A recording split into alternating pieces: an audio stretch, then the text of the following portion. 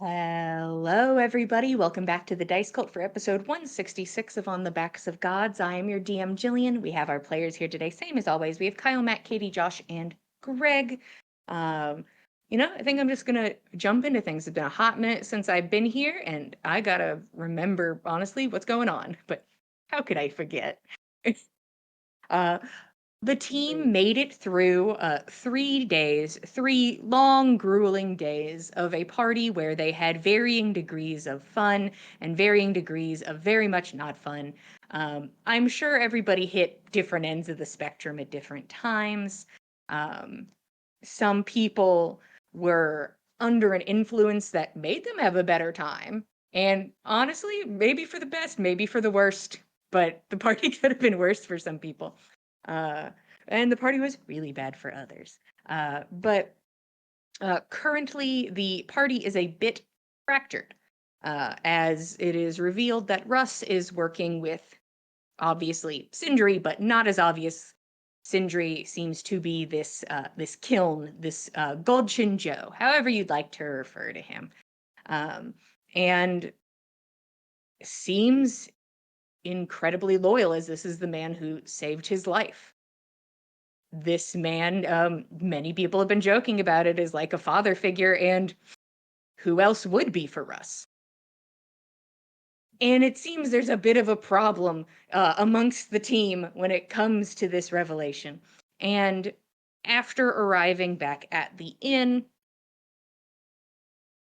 everyone's like, we'll wait for our big get together after everyone's calmed down tomorrow. Just have a sleep.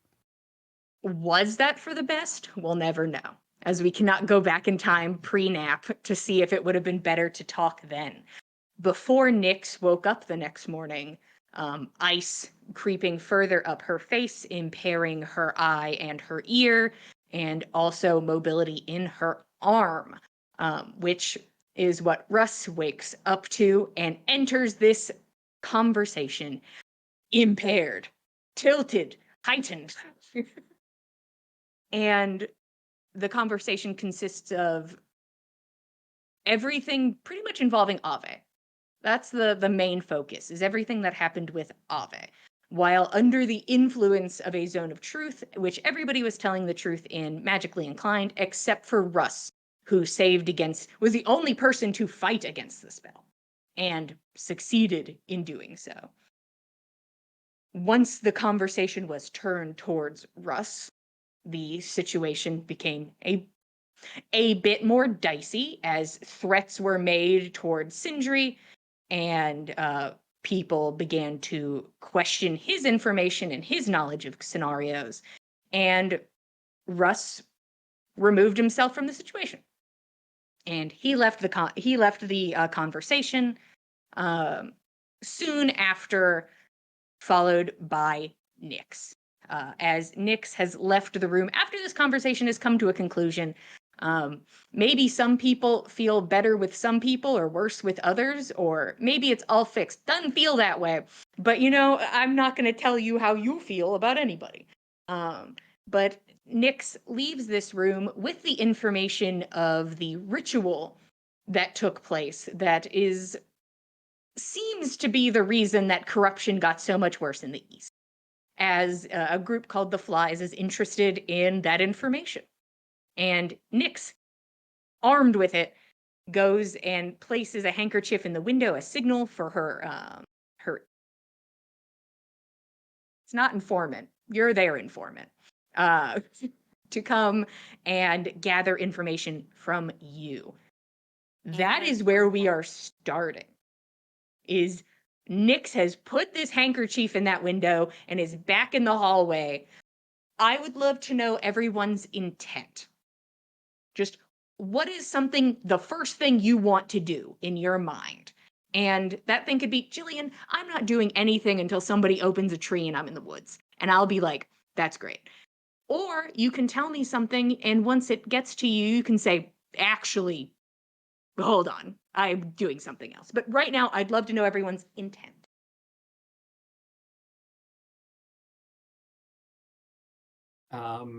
Roshan, I think, is stunned at the conversation and his lack of reply to it. I think he wants to spend time alone. So Roshan would be wanting to either leave this room if nobody leaves, or stay in this room if everyone leaves. Something separate. Yeah. Well, I mean, he'd go back to his own room, but Yeah. He's like, well, thank you for the chat. mhm. What else? What else we got?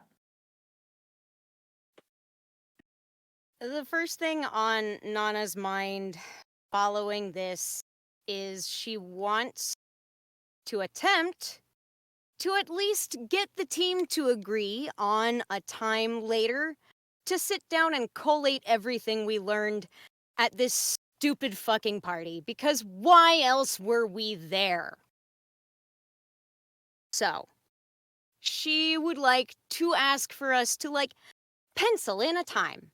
Doesn't have to be now. Obviously, we're not feeling very balanced and tactical right now. But planning for a time to talk about it is her next move. Okay. Fen wants to keep an eye. Well, he wants to keep an eye on Nana and Roshan. Ooh. But Good luck. But he fully expects to get kicked the fuck out of the room by Roshan. So, Well, this is y'all's room, as it seems to be apparent. yeah. So, Well, I mean, he expects Roshan to do what Roshan do, and either separate himself. So that's where he's at. If he can get a word with Keld, then that's awesome. But really, he just wants to make sure Nana's all right, and Nana and Roshan after everything that just happened in the past 24 hours. okay. So I'm going to stick with Nana and Roshan on that one, as that is one intent. And it will be probably a split intent as you pick one later. Keld, what would you like to do? What's your intent? I think my intent will be the sturdy rock that's just sitting amidst these this river of emotion flowing by. So he's gonna hang out, just sort of, I don't know, take in what's going on and process that whole conversation. Okay. And Nyx. Yeah, she wants to talk to Roshan real fast before going to find Russ. Oh. Uh-huh. Neat. This web is much closer than anticipated. Very fun. So Roshan, you get the energy from the space that people aren't leaving. Roshan will be a quiet second, third to exit, since everyone just seems to be stunned and sitting there. Roshan exit. Fen, are you picking Roshan or Nana? Staying with Nana. Thank you. Roshan, you exit the room. Nyx, you exit your room. You both are in the hallway. Great. Can we talk in your room really fast? I think Roshan is stunned because last person he thought would ask to go talk. So I think he just looks surprised and then a little nervous and says, yeah, yep. And will open the way into his room. I'll follow. Okay. You both are in Roshan's room together. I just have a favor, and then I'll head out. Do we have 4,000 gold I could use right now? I think he opens his mouth to say, what's it for? But then swallows that back down and then pulls out the bag of holding. And he says, which, I should have had pulled up. We don't have like 4,000 in gold pieces, but we do have at least that much in assets. There's like more than 3,000 gold, along with gold bars, silver bars, copper bars, and lots of jewels. Yeah, if I could take that, that'd be great. He hands you the whole bag. Great. I'll make it back up to you guys. Just gonna leave. Yeah, I think he's Oh, right before she wants walks to out the say door. that she doesn't have to, but yeah, but she yeah. leaves before he. She'll like turn, thank you, and then shut the door and leave. All right. I'm going to move back to main room for a moment, about the same amount of time. What's happening in main room? Oh, Nana fails to catch Roshan before he leaves, and that's fine. Keeps happening. We'll catch up with him later. Okay. Nana's holding it together, but she is not in any position to want to talk through everything yet. However, looks to Keld and Fen. I believe they are the only people left in the room besides her at the moment. And says, was rather hoping that this could have also been an opportunity to collate our intelligence from everything that we learned during the party. It wouldn't do us any good right now anyway. We're not in our heads for it, so It's I not guess safe that's to a talk. later problem. Not safe to talk in this city, anyways. This is Yeah. better done around a fire after a nice sweep with the lantern. Honestly, Well, like We'll we didn't definitely have sweep time with the for that. lantern fist here, but yeah. I'm so sick of cobblestones and walls and webs of intrigue. Sick to death of it. Okay. What do we need to do before we can head out? I'm gonna get myself on packing. I'm not sure. I don't think there's anything we can buy here that we need that we haven't already acquired or squandered our money on for the purposes of 3 nights of entertainment. If there's At least you anything you seem want to to sell, enjoy it most might of be a it. good time. Not wrong. Not a terrible idea. Just lighten Make our back load a at bit. least something. Not much, but something. Okay. I'll be going through packs and bags and things and looking at the cart and seeing what all we can condense down. I'm not sure what all we'll be able to take with us when we head out for Dem Woods, but I suppose, Keld, if you're aware of any spatial limitations, let me know.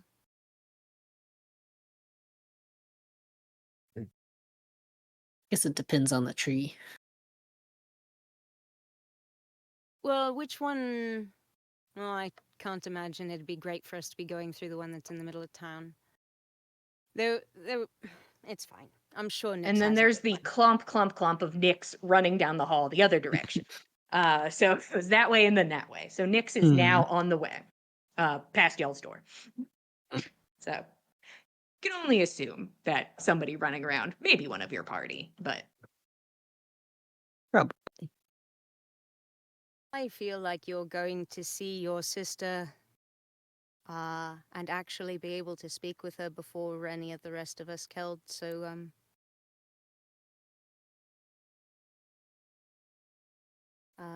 just let her know. I'm just trying to figure out what we're going to need for our departure. Yeah, I think I can manage that.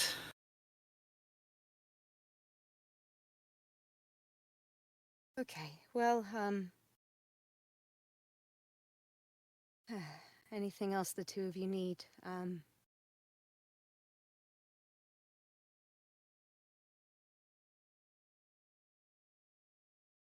You're not going to leave without us, are you, Keld?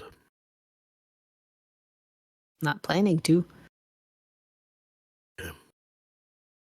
Things got bad. Things got undesirably rough.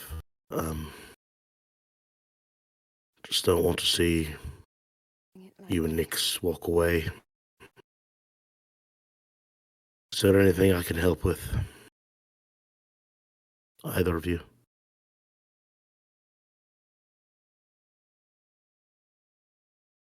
I'm just going to be tallying inventory and figuring out what we need for packing. Keld, I don't suppose you might need some assistance. Well, can't imagine you'll need to bring any ingredients with you. You've probably got full run of your parents' larder. Hope that's still the case. I would very much hope that would be the case. No, I'm not too worried about that. Let's Anything just else, make then? sure we're all packed up. All right. Well, I suppose if any of the three of us run into any trouble, we can find one of the other of the three of us, and we'll figure out where Nix and Russ and Roshan fit in all of it later. Let's hope for no I- more trouble tonight. I think we've had Well- enough. Gods, I'd love that for a change. Oh. Okay. Not Flynn as kind of rubs his arm, and one of the pearls falls off, and he picks it up off the ground, sets it on the windowsill, and all right, well, let's pack. This armor was made for a 3-day duration. It can't handle anything besides party. It's like, no, No. It was that made on armor- Rush, They were too. cheap It was made about on it. it was made Rush. on Rush. They're just like, On like you get very what you expensive get. Rush. This is what we have. It will hold for 3 days. This is your cosplay from China. Yes. Oh, You God. needed it was so today. You expensive. get it today. All right, Nix, what are you doing? Glance around to see if Tag is walking in, but if he's not visible, hunting for Russ, because where'd he Okay. go? You take a glance around. You are immediately not seeing Tag. It's only been a couple minutes, but you know Tag was pretty quick on the draw It the was other so day. fast. Yeah, it was a solid like 10 minutes. Like it was not a long time. But you make your way downstairs and you see silly me, who are our friends. You see Randall and Dagfin sitting kind of now kind of uncomfortably at a table, and Randall sort of glances up at you and like points towards like the door. I'll go that way. Okay. Just give him a little nod. They're like, if that's what you're looking for, it's probably that. You make your way outside and begin looking for Russ. It is not hard to locate him as you immediately kind of step out at like the corner of the building, kind of next to the alleyway, but not in it. It's like they didn't make it to the alleyway. You see Russ sort of pushed against the wall of the tavern. Brynja in front of him, like hand right on the solar plexus, and like intense eye contact and like connected breathing. Mm, So this has had a couple minutes to get to happen. He seems calmer than he was. okay. I think she'd hold back because she knows that Brynja's his person that does help him calm down in these situations. Mhm. Just gonna let that be a thing and wait a bit. Okay. Brynja ends up being the one who notices you first, as she is probably the most put together of the two. And you can like hear kind of from the distance, like deep breaths, you know how to do this, and kind of like pats hard on the solar plexus. And she sort of straightens back up and like looks at you like, would you like to like tag team? Are we trading places? What are we Yeah, doing? she'll head over. Kind of All right. be there. Brynja kind of like gives you a nod and distance herself. Oh, the rain. The sky just opened. Wow. Wow. It's like a fog cloud. Crazy. Just setting the mood for got rest. startled. Kind of startled me a little. But Brynja does not go back inside. She sort of like sets up near the door and just sort of chills there. Russ looks at you and still a little bit of crazy in the eyes, but his breathing is normal and he seems to be able to communicate and make choice, which is always the dream. And he looks at you. I'm sorry. I messed that up. I messed up. That was not just you. That they started yelling first. So I shouldn't have been there. that's not. Just maybe we should have talked to them last night. Can't take it back. I thought I could do it. And then I saw you when I woke up. And none of them said anything. You walked into that room and not a single one said anything. And I should have excused myself. I was not going to be productive. I currently cannot be productive.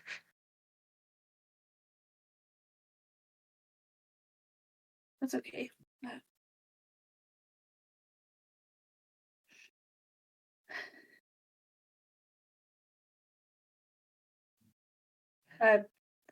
They haven't said anything anytime it's spread, so I wasn't too surprised, I guess.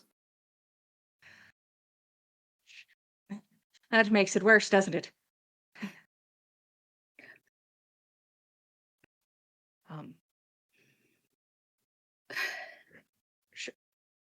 Should I not? I'm not sure if I should. If I should stay with them. After what they said. Bold threats to my face for Sindri. And I'm supposed to make merry?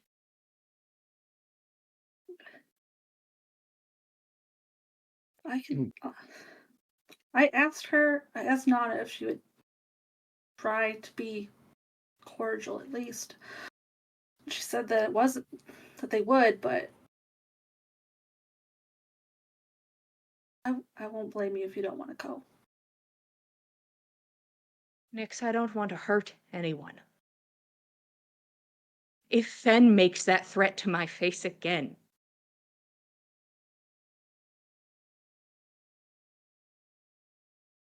I would defend Sindri as I would defend you. Unwaveringly.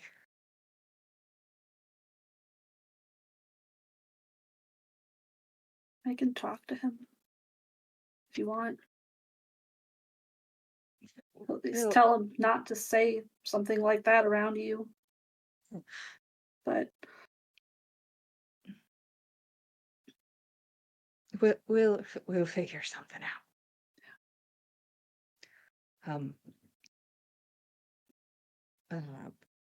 I'm terrible with names. I feel like I have to start keeping a list and make this. This would have been easier if I could remember a goddamn name. They were talking about Dagwood. yeah, I referred to her by name once when we met, and then never again because it. How well do you know her? I don't know where we met her at the library. She was the one that actually helped me find a lot of stuff there. And I did, so, Quince, I did spy on her once, I'm assuming with wherever you guys put her. So if, like, anyone got in trouble for there being someone spying, it was me. I'll assume that going forward. Dagwood, and like it seems like saying the name is like visceral and upsetting. The word monster seems too kind to me. I traveled with Dagwood for weeks, and every single one of us, first job really of this nature, but from what we had heard, it was going to prevent violence from also happening in that town, and you could feel the upheaval. The things she said, the threats she made, the things that she claimed, and you know what? Maybe she didn't kill her chief if everyone is so adamant, but she claimed it like a baby.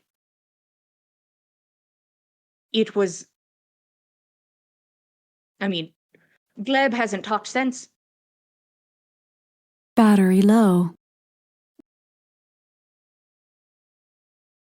That's a little unfair. He does not talk a lot, but like usually he says like Every more now than and then. every now and then he usually says something, and we're like she whispered something in his ear, but she couldn't do magic, so it was just something so viscerally upsetting. I do not regret removing Dagwood from that city because violence was imminent. And it is very hard to feel bad for that woman.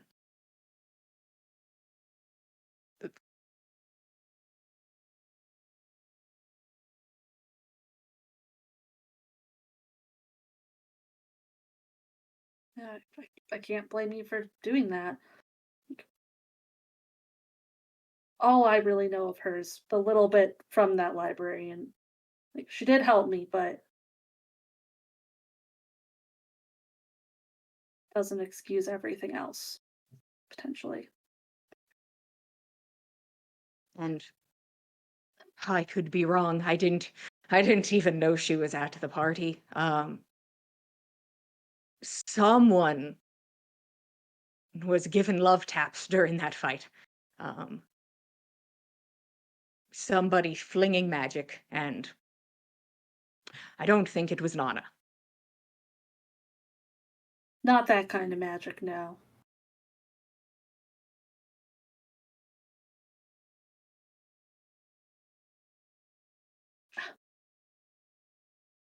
Can I ask you something?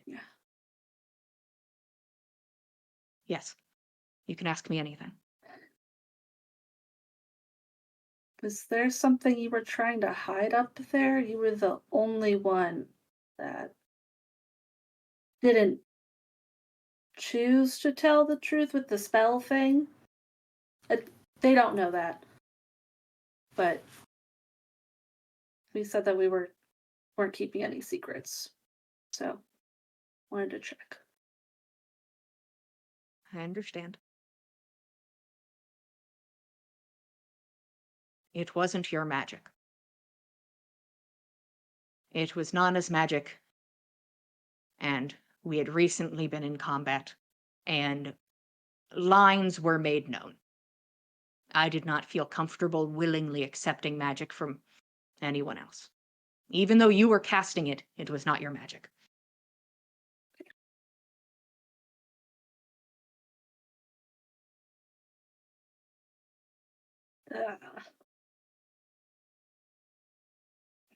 She just there's another thing bothering her. Doesn't know how to say it. Russ is just sort of watching you. Whatever it is, Nyx. I don't want it to upset you. If it is something that you know to be true, if it is something that you've heard or you saw or someone said, Okay. This is stuff that Keld and I got. Information that was before we met them, like unrelated to Nana's brother. When we were traveling, we met someone named Riven, and she has no reason to lie to us, and she'll pull out the notes. You know what happened in Noah, and like you're supposed to go down there and help after this Yeah. vacation, I guess. that's the intent. So when we started our mission with her, she let us know that, that Bosch, the guard, he was doing this as a show of power for a new friend.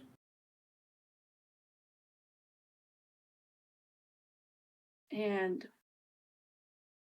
that they were offering this new friend gifts, and like that the whole attack was a show for this person. And then when we got there, Keld and I dealt with a few of the gigantic creatures that they had made. And when we went into town and dealt with one more, with that really powerful lady that was at the party, and the other group, they handled one of the others, and then we got another note from her saying that this friend gave the guard a gift. And she didn't know it was gifted. And I didn't think too much of it at the time, but that the other one, you met her, Gunhild, the one at the fountain. She was working under him, and we got more information from her in another city that confirmed it was somebody that works for your boss. If not him and some of the others, it was at least a woman that came out of the woods offering these things before this attack happened. I don't understand why he didn't try to stop it if it's something that you guys do to protect life. I wish you had asked him while he was here. I don't really. I know. I didn't really If think you are about it. able to ask him, he will tell you. Maybe we can use one of Roshan's spells to send him a message. I believe he'll tell you, and I believe it'll make sense. And if it Okay. doesn't, I'll work on it from there. Okay. That's all. See, I'm fine with information that goes against what I believe, Nix. I especially believe it when it comes from you. But I'd like to hear both sides of this story. If you're able to get in contact with him, I would appreciate that. I'd appreciate that. I didn't I didn't connect everything last night before we'd. Because met up either with there's him. something I don't know about, something's wrong, or he did not know about it. And if he didn't, he should. Maybe once we get home, we can ask for him the messages then. I'd really just like to get out of here. I wouldn't hate that. And you watch as Tag casually makes his way down the street and sort of like gives a nod to like Brynja and then like steps into the inn. Russ looks at you.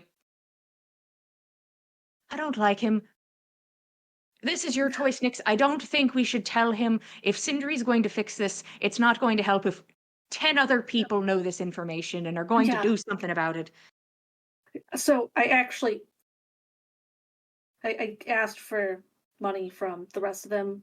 I don't know how well it's gonna work. We don't actually have 4,000 in gold, but we have enough other things, so Right. See, the thing is, people here also don't really buy back the outfits they make except for like scrap, and that's usually just on like the metal. So if need be, I mhm. can get the weight worth of my armor. There's a lot of gems and stuff in here, so maybe I Let's figure it out. And you also watch as a cart comes up almost at the same time. Like Tag disappears inside, and a cart pulls up. A mail courier climbs out and is like carrying like a large open parcel box, and has like a satchel of notes at their side, and like makes their way inside, pushing open the door, and comes in with this large box. um Russ kind of like looks at them and looks at you. think that's for us. Oh, maybe. Sorry, everything's just a little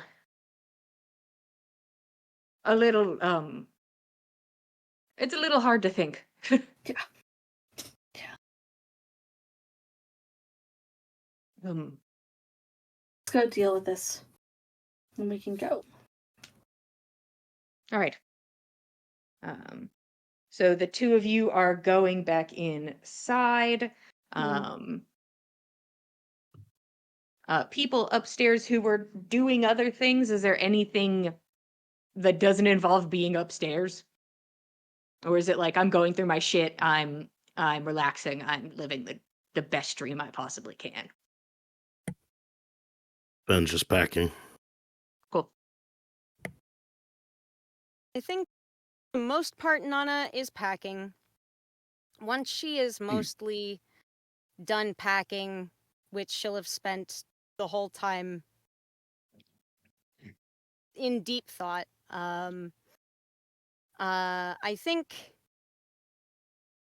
after a certain period of time, she's gonna just real quick kind of like find a reflective surface and sort of like hunt along her hairline and find a little hank on one side, cut it off, find a little hank on the other side, cut it off, so at least it's even.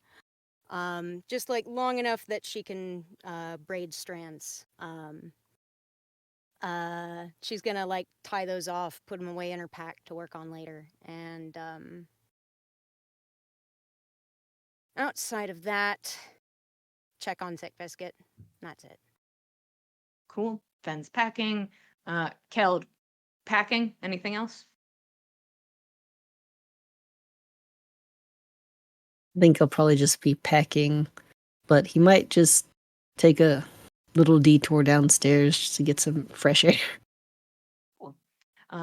Roshan, what are you doing? Yeah, I should have assumed. Anyways, nothing. Perfect. Uh, Not for right now. Maybe chilling and vibing. soon. Great. Hmm. Keld, you go downstairs around the time Russ and Nix are coming back inside.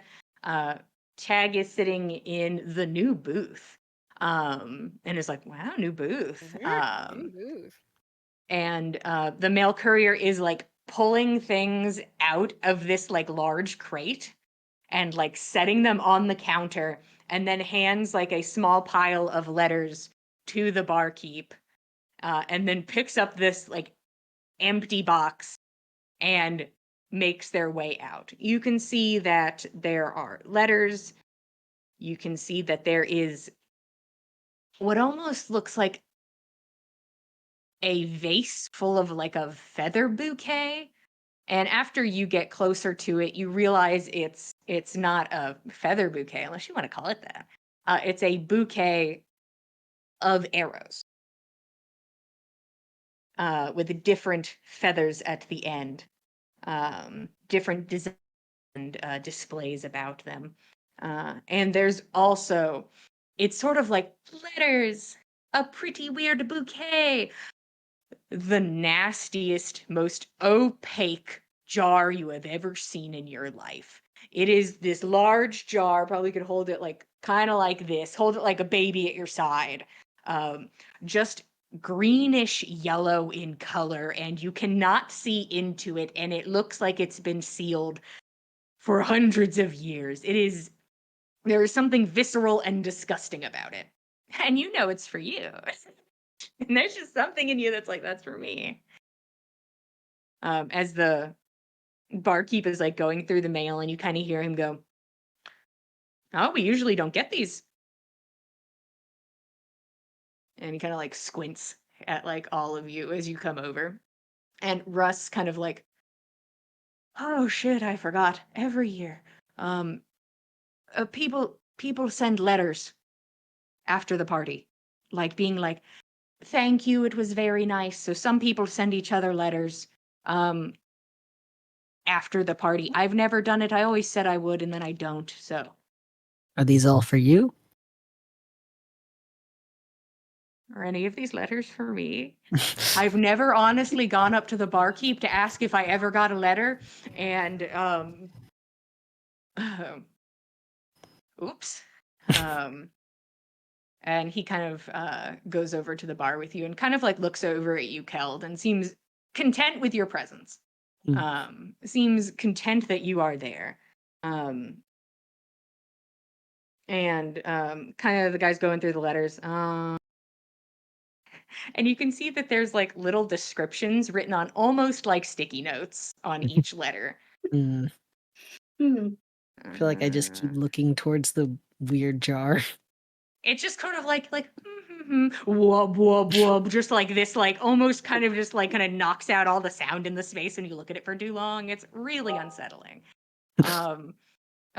Nix, you are handed a letter. Russ is handed 5 letters, and the barkeep's like, I could see if the others are here. I know there's others. I'm pretty sure we got rid of them though. And Russ is like, no, it's fine. And like sets them back on the counter, and it seems like he's never going to pick them up again. Mm. But I know the rest. I know the rest of these are for your gaggle. So I'll hold on to them, and sets it down next to this bouquet and this terrifying jar, which you watch him kind of like look at, and he like picks up a broom against the wall and he sort of like pushes it to the far end of the bar top to get it as far away from him as he can without touching it. But Nix, you got a letter. Right. Does it say who it's from? Who's it from? It just says it's addressed to Suddenly you. over shoulder. Oh, great. Yeah. That's how you have to hold it. You open it before it disintegrates. Yeah. There's already like damp fingerprints on the corners. I will assist. Yeah. You open up the letter, and it seems to be a very short missive, written in beautiful script, as you can almost assume probably every single one of these letters is. You look at it, and it says, Dear Nix, thank you for the abundance of entertainment you provided. Your depiction of the party theme was so satisfying, I will consider us even for the time being. Until next time, Jinli.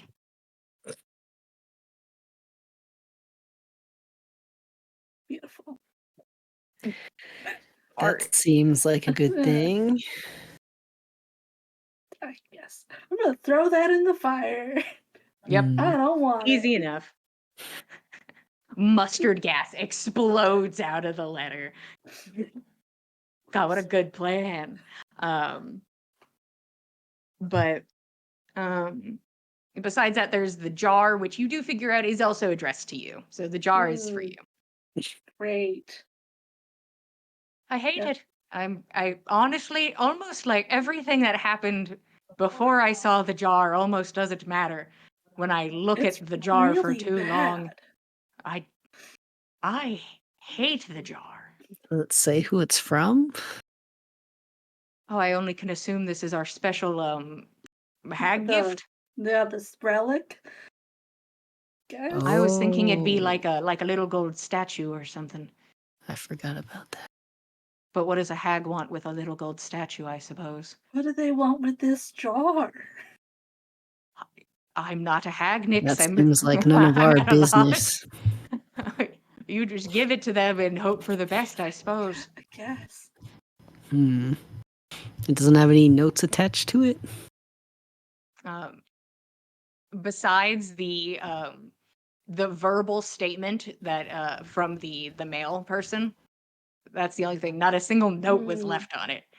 It was just that this is for Nix was said to him, and he's like, Great. this is yours too. Well, What? we'll bring it over to the table with Tag, I guess. Get up.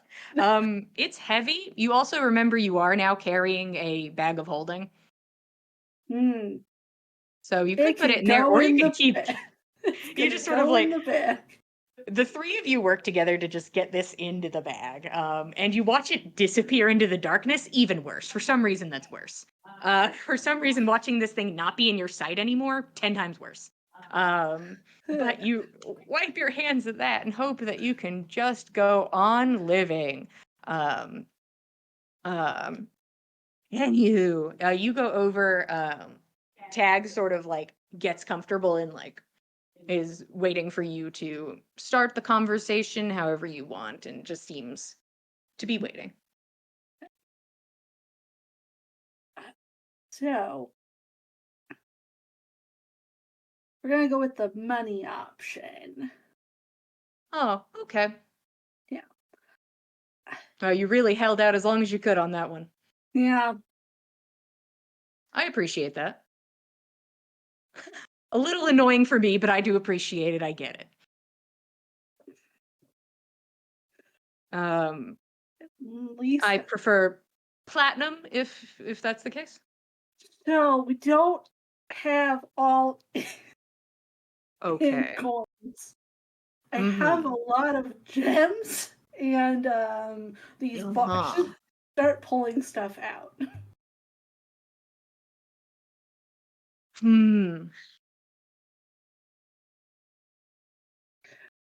Can do part of it in coin, just All right. got a How lot much of of it is in gems. coin? Let's see. Hey, Josh, go ahead and put in the chat. I've got the list in a chat from him. We're good. Speak with your whole heart, Joshua. I've got, Tell us how much I've gold is in that got it. bag. So there's 3,000 in gold. 3,000. I can. Yeah. Well, there's 4,000 in gems. So, Okay, he would be very happy to take 3,000 in gold. That's still a pain in the ass, but and how much with gems? we have 4,000 worth of gems. Okay. And he'd be willing to take the next 1,000 from the gems. Could I try to convince him to do more gems before I show him we have all the gold? Roll deception. Really bad. This man deserves to roll against you. He doesn't. This- That's a 9. This spy deserves to roll against you with his insight. He could get a 1. Good. Hey, what'd you get? Give him the bars. He could be a billionaire. Oh, it's actually a 10. It's a 10. How interesting. I don't know why I subtracted 2 for some reason. If you add on an extra 500 gems for transport and the work that has to be done with that, that can be done. He believes you because boy howdy did he roll in that one. And Wow. I spoke it into being and am mad about it. So he'd be willing to let you do that other 1,000 in gems plus another 500 in gems for the So- labor. 2,000 in gold and 2,500 gems. Yeah, and if that math's wrong, we'll figure it out. I'm not here to do I math. think it We've sounds already great so that we we- get rid of some gems. Yeah, who needs all these gems? He nods. Well, I hope you reach out if you need anything. I'd prefer not getting paid in advance next time, because See, that's how they get you. That's really Yeah. how they get you. You And can't not expect telling you money that up it's a front for job. that. Yeah, you have to be very specific. You don't take things. You learn. You live and you learn. Ask for a contract, that sort of thing. Next time. Next time. Well, if you need to know anything, I'm sure I know it. Or somebody I know knows it. I don't want to be too brash and bold. Right. Do you need the handkerchief back? I would love the handkerchief back, and he pulls a piece of hair out of his pocket. I'll trade. All right, I'll go get it and bring it down. And Okay. trade. You trade the handkerchief for the one piece of hair that he took from you, and he smiles. It was interesting, and gets up, gives a little bit of a nod to the group, and then makes his way for the time being out of your life. You are technically no longer indebted to a spy syndicate. You did it. And there is that thing in your head that's like 10,000, 4,000, and the number's just something in it seems weird because you remember G, Gunhild. I was like, the letter G, Gunhild, telling you that it was originally 10,000. So you take that as you will. Take it as you will. Russ's shoulders kind of like slump a bit, kind of like, huh, like We did it. he's like, all right, that's, it's nice to solve a problem. I know I didn't do any of the solving, but it's really nice to have have something solved. And without upsetting anybody in the group. Right. That's good. Sort of. Yeah, we'll see. I think the other thing would have been a little bit more upsetting, but that's just me. Yeah, probably. I'm not here to be your moral compass on that. I would have followed you however you wanted to deal with it. I think I was just a little mad yesterday. I think that makes sense. So when are we going? And if things get too weird, you can send me back through the tree so that there's no problems if it becomes a problems thing. I I want to go. Think it's a problem. There's plenty of places people could stay. There's space. All right. Yeah. Should we just go get them all and tell them let's go? Nana was asking about the size of the tree. What tree do we want to use? One that's close by? Makes sense. Is there like a specific reason? I think she was worried about how much she could bring with her. But I'm not sure exactly what she's trying to bring with her. We'll ask her when we find her. Because I have to deal with something really quick, but it is on site, so I won't be far. I'll actually just kind of be, and he points over to where his friends are sitting at a table. I'll be over there. All right. Right. Guess we can get them together. All right. He's going to stand up and go over to his team. You are going to go towards yours, and that is where we are going to take a break. Thank you all for being here. We appreciate it. We're going to take a break, so go get a snack and a drink, and we're going to go to the woods in 10 minutes. Finally. I thought the screen was just black. Thank God. 10 until Dem Woods. Producer sprinting towards the computer. Is there anything else? Do you Yeah, I don't receive know. us? I'm here. Yeah. Hi, everybody. Welcome I back see to the things. Dice Cult. We just took our 10-minute break. This is episode 166 of On the Backs of Gods. Why am I? There we go. I was just like, I just want to see us on the thing. Oh, an ad. Anywho, doesn't matter. Hi, everybody. We're back. We're figuring it out. Things are crazy. I hope you're having a good night. Anywho, we just took our break, and the party is trying to get back together to get ready to leave town. I do want to circle back with Roshan. Is there anything that you would have done during this time? No, I think Roshan was ready to leave town the second everyone woke up.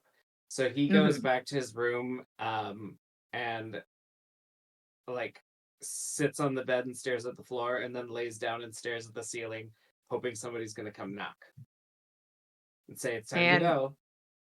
I assume that happens eventually as everybody is gathered by someone in this telephone effect of getting everyone together.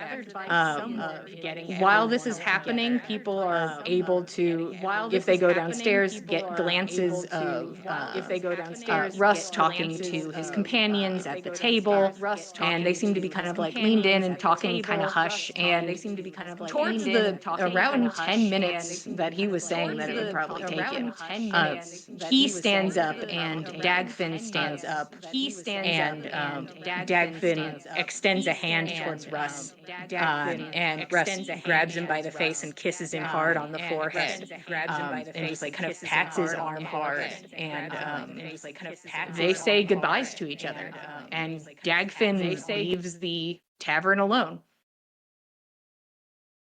and the others watch him go. And then Russ kind of stays at that table until summoned. So, Nix, are you leading this charge, this parade towards a tree? Think so. I'm supposed to check what Nana's wanting to bring that's large. If it's thick biscuit, we'll bring thick biscuit. I mean, where do you think she is? Probably there. That's where she always is. Horse girl gonna horse girl. I'm just Mm. saying. This is what she has for therapy. She is making sure Thick Biscuit is okay. Is it working? Nope! But that's Oh. okay. I don't know if it is. Anywho, as you were. It's probably fine. It's fine. It's fine. It's fine. Okay. Convince yourself. Very prudent of you. So you go find Nana in the stables. The issue is of Thick Biscuit. How is this issue resolved?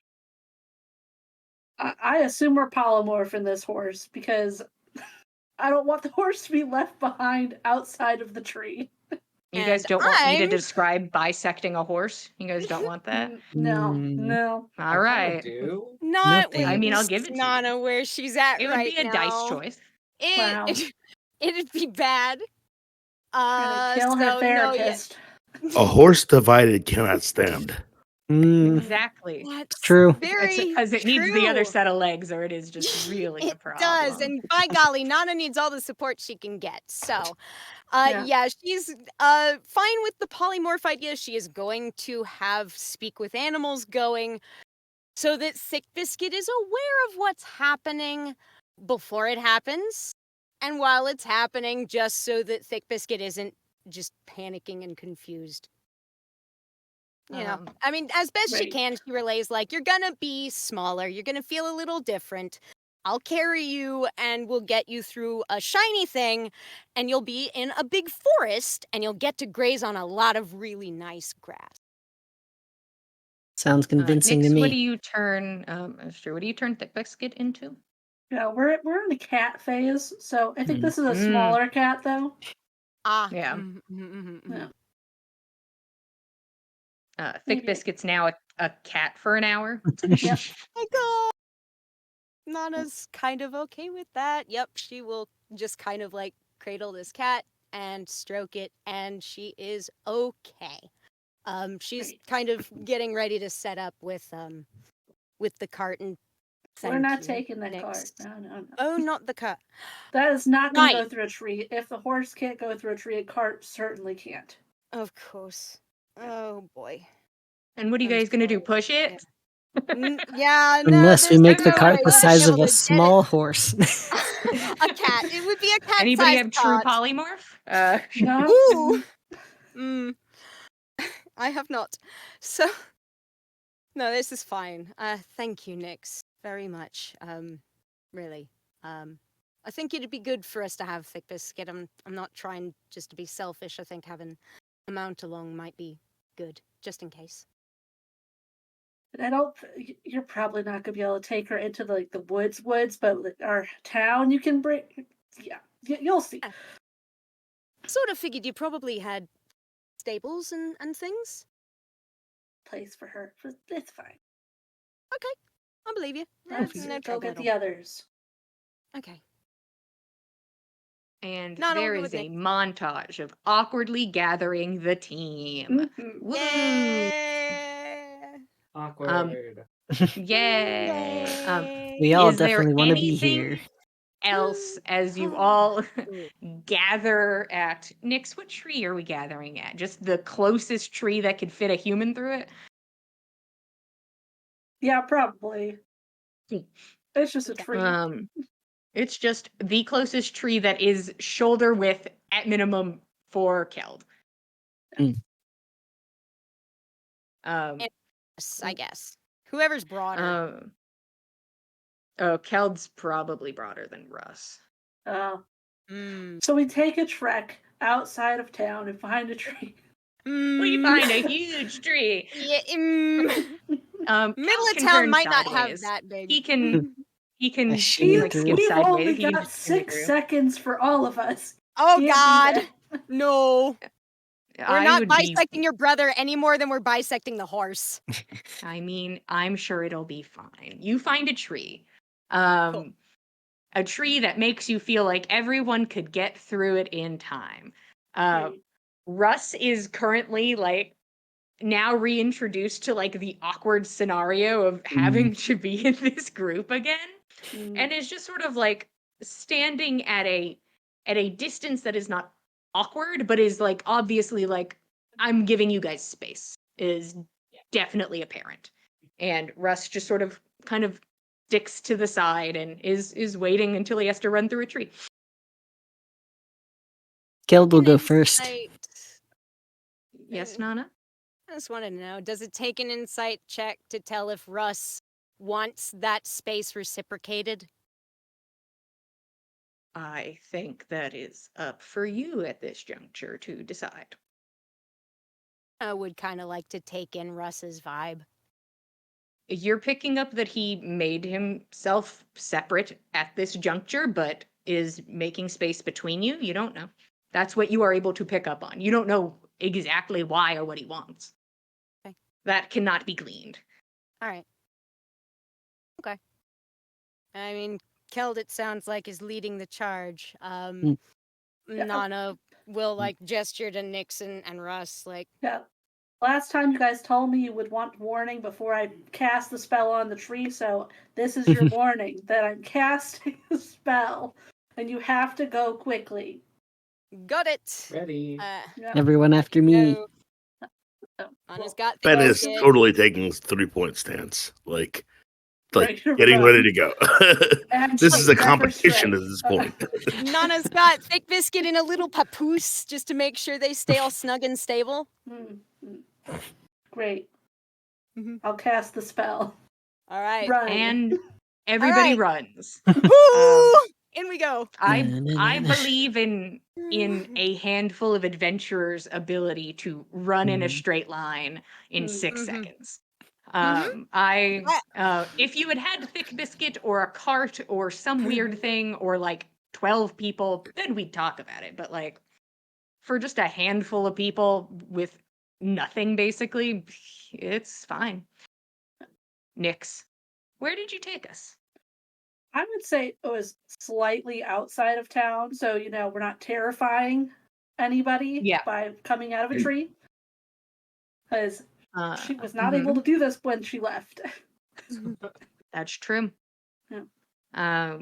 All of you just run full force, full speed through this tree, and you are surrounded by trees. And there's the sound of wind and creaking branches, birds. It is the sounds of the woods and the very muffled sounds of a nearby community. You stand in this snowy, fully wooded space. From where you are currently, there is not like a very visible track. You're in the woods. It's the middle of the woods. Keldon Nix, you know where you are. I can smell it. Mm-hmm. It is the kind of lingering smell of cold air and cooked spices and burning wood, the smell of cooking dinner, meats, vegetables. It's home. What are you guys doing? Me of home. So right off the bat, probably not important at this moment, but are these woods familiar enough for it to be Fenanana's favored terrain? These are woods. These are woods. Okay, These cool. are woods. Yeah. Cool. After an hour, it'll be like, wow, I know these woods so well. Awesome.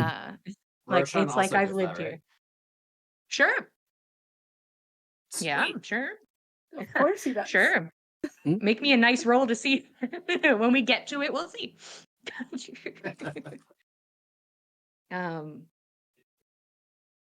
What's the game plan? I'll let Kel lead the way. Mm. Nana's following Keldon Nix's lead. What's it like here? I'll lead us to. Yeah. Well, so far you are not in. You kind of were put in a spot where you could easily bamf in through a tree. You are not in town yet. Mm. You are a bit of a. We've got a hop, bit of a skip, and walk. jump. Yeah, Little walk. yeah. But what are the woods like? Like, it's winter everywhere. Is it winter here? Of Do course, only yeah. conifers It's are winter, only there's conifers snow on the green? ground. Or I would love you to picture a woods. okay, Some of the trees evergreen, some not. okay. There is space enough that if you did bring out Thick Biscuit at this time, you think you could probably safely ride Thick Biscuit. So there is enough space between the trees, but the ground could be an issue when it comes to it based on some roots, rocks. It's based on the last woods y'all were in was a Picasso painting of nature. This is almost the most stereotypical woods you have ever stepped into. Okay, This that's is the Then answer I was looking surely for. there will And be I a gave it to quick you, yeah. path, which was like once a deer path, which became a horse path. You know, there'll be something somewhere. We've seen some wonky woods. I just wanted to know what kind of yeah, woods these this were. is- Yep. Yeah, Oh, these don't are worry. the I'll tell you when the non-wonkiest woods gets wonky. I'll These tell you ain't if no the woods wonky is wonky. woods. They're not wonky This is yet, are they? normal wood. No, no. Yeah. This is normal woods. Wow. Yeah, Nana feels at home and is like maybe tearing up a little, is genuinely affected to be here. She is happy. Mm. I think Fen probably like goes over to Nana and just like pulls her close to him, just like and just gives a squeeze. That's all. And that's all of that. Yeah, that. Quick. Yep, a quick reciprocating, like one arm over there, and yeah. Reminds Alright. me so much of home. Smells the signs.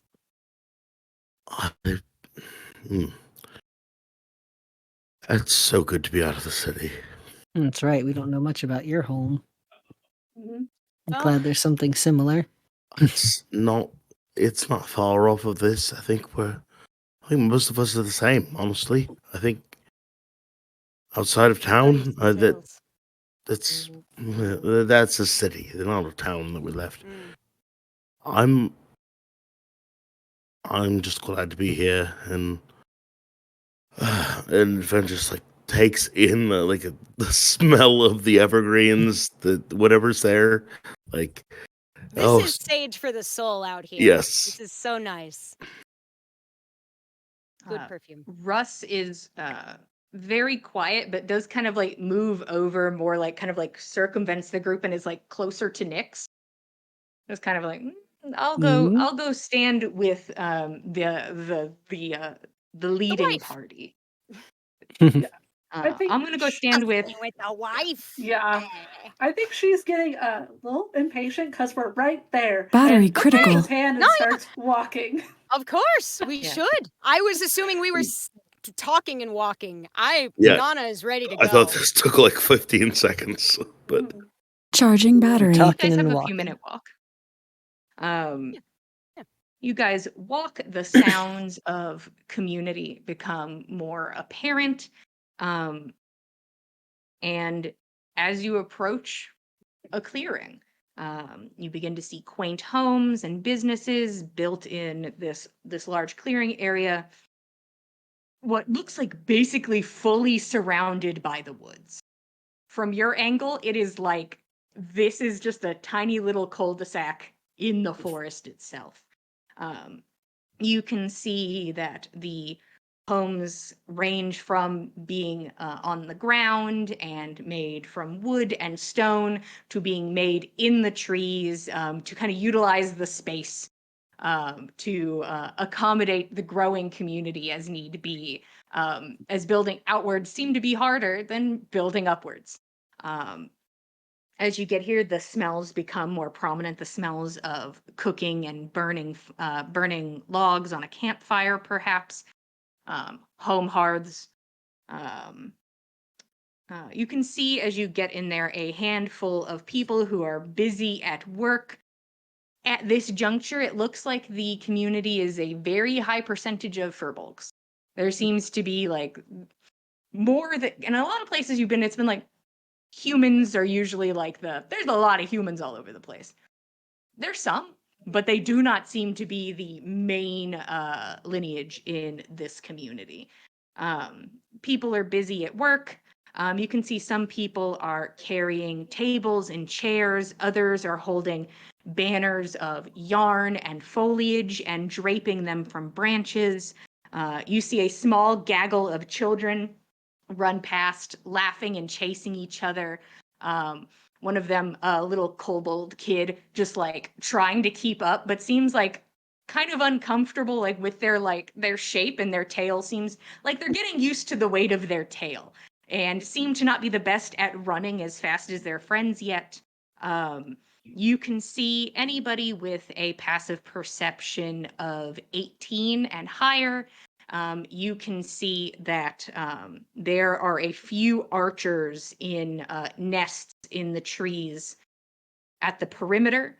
Nyx, there's more than you remember. This is a larger number of this. And you don't really recognize the people either. You don't recognize the archers that you're at least seeing in this moment. As you walk into this space, the fresh air, the burning wood, the spices, the cooking meats, you guys aren't stealthing. People notice you, especially those archers. But there is no volley of arrows in your directions. You hear somebody, just somebody who is like holding an end of a table and just drops it, and the other person's like startled and kind of like falls like forward with the table, very slapstick. It's like, Nyx, and like gets very excited, and it is just like a kind of a domino effect of one person addressing that Keld and Nyx are back, and it becomes commotion as everybody is becoming rapidly aware that Keld and Nyx are back. This spreading information mostly by shouting. They're back. They're home. Somebody tell the grand pot. Somebody tell the ladle. And somebody like leans over. Somebody get the chief. And it's just a cacophony of Chaos. voices and yelling, of trying to gather people around. And you are swarmed upon. as the community quickly comes into your space, smiling, happy faces. There are people who come over and clasp your shoulders, Keld and Nyx. There are hugs and kisses and embraces, and people just being so excited that you're back. Polite, like hellos, and sometimes hugs and handshakes are given to your compatriots if they are willing to such, because it is just a very open group. It is the community gathering to welcome you home. And you can see two furbolgs make their way towards the front of the crowd, moving as quickly as they can. A woman in green and brown robes that are belted in the middle. She has brown fur, and about her face and some of her exposed neck, you can see a speckling of green, a green mossy color. She's wearing a wide smile and has bright eyes, and there is a man at her side wearing billowy robes accented with tangles of yarn and twigs, and looks to be wearing a freshly made headpiece of braided grass that is not done. So it's a few pieces that are braided into this like ornate design, and then the other half is just like splayed grass. So it seems this person was caught mid preparations for this headpiece. Has dark brown fur that's graying, and as you approach, you can see that this furbolg man is at least solidly 8 feet tall. This is a tall man that makes his way over, running towards the group.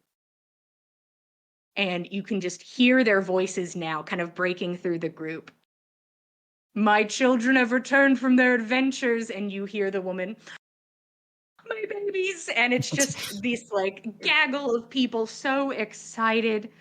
And they get to you, and both of you are immediately scooped up in hugs.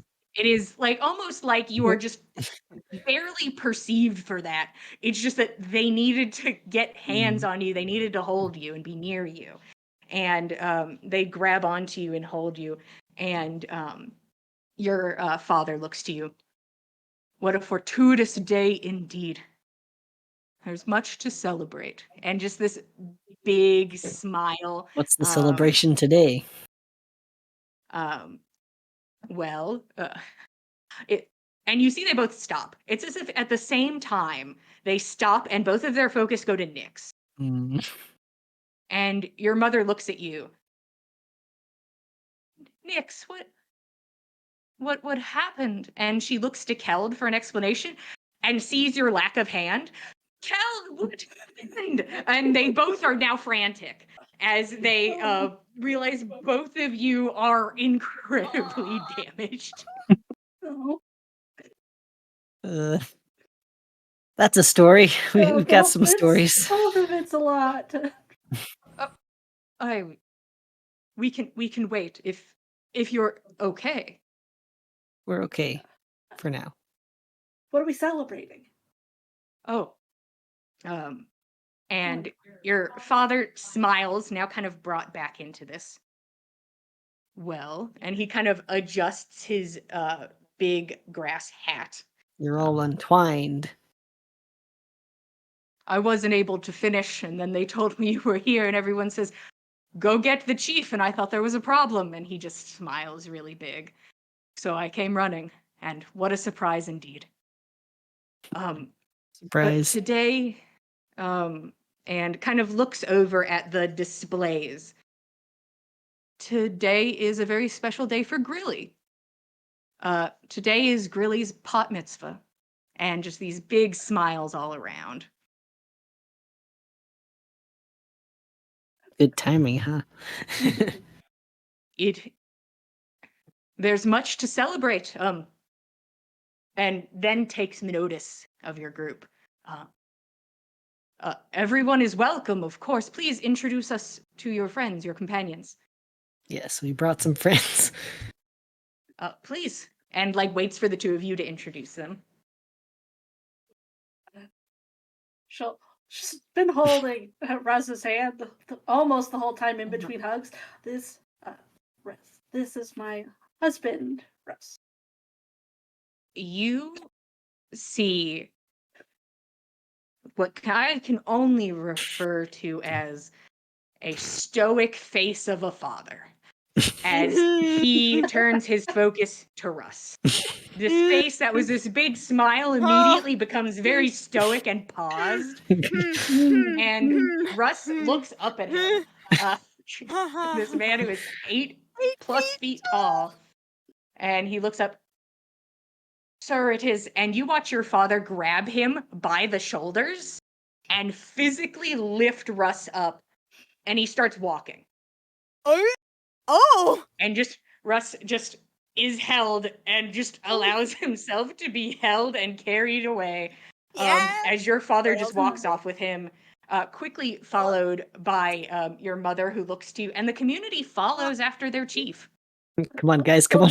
We better go. Keep up. Sure.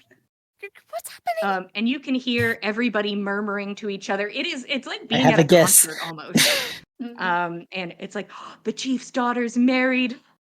I don't remember a party. And like you can hear people talking about it, people murmuring about it. You approach the middle of town, which is, I would say, half dressed for festivities. In the center, you see a large cast iron pot with stones stacked around the base. And you can see that he is walking directly towards this pot in the middle of town. And you watch as he lifts Russ up like above his head, like he is carrying a child, and places Russ in the pot and smiles down at him. Welcome to our family. Welcome to our community. And you watch Russ's eyes immediately glaze over. This is a man trying not to weep inside of this pot now.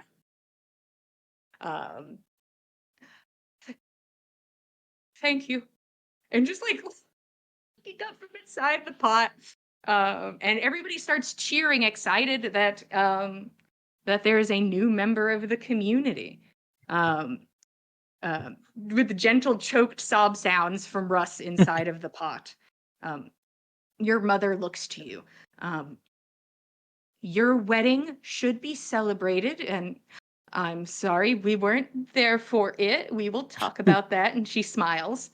But this evening is about Grilly's pot mitzvah, and I would love if all of you could attend. Do we know Grilly? Yes. Oh, you do know We do. Grilly. And you can kind of point out Grilly in the crowd because it is the most awkward tween in the place. Oh boy. Mhm. Grilly is a half-orc girl with dirty blonde hair, cool toned brown skin.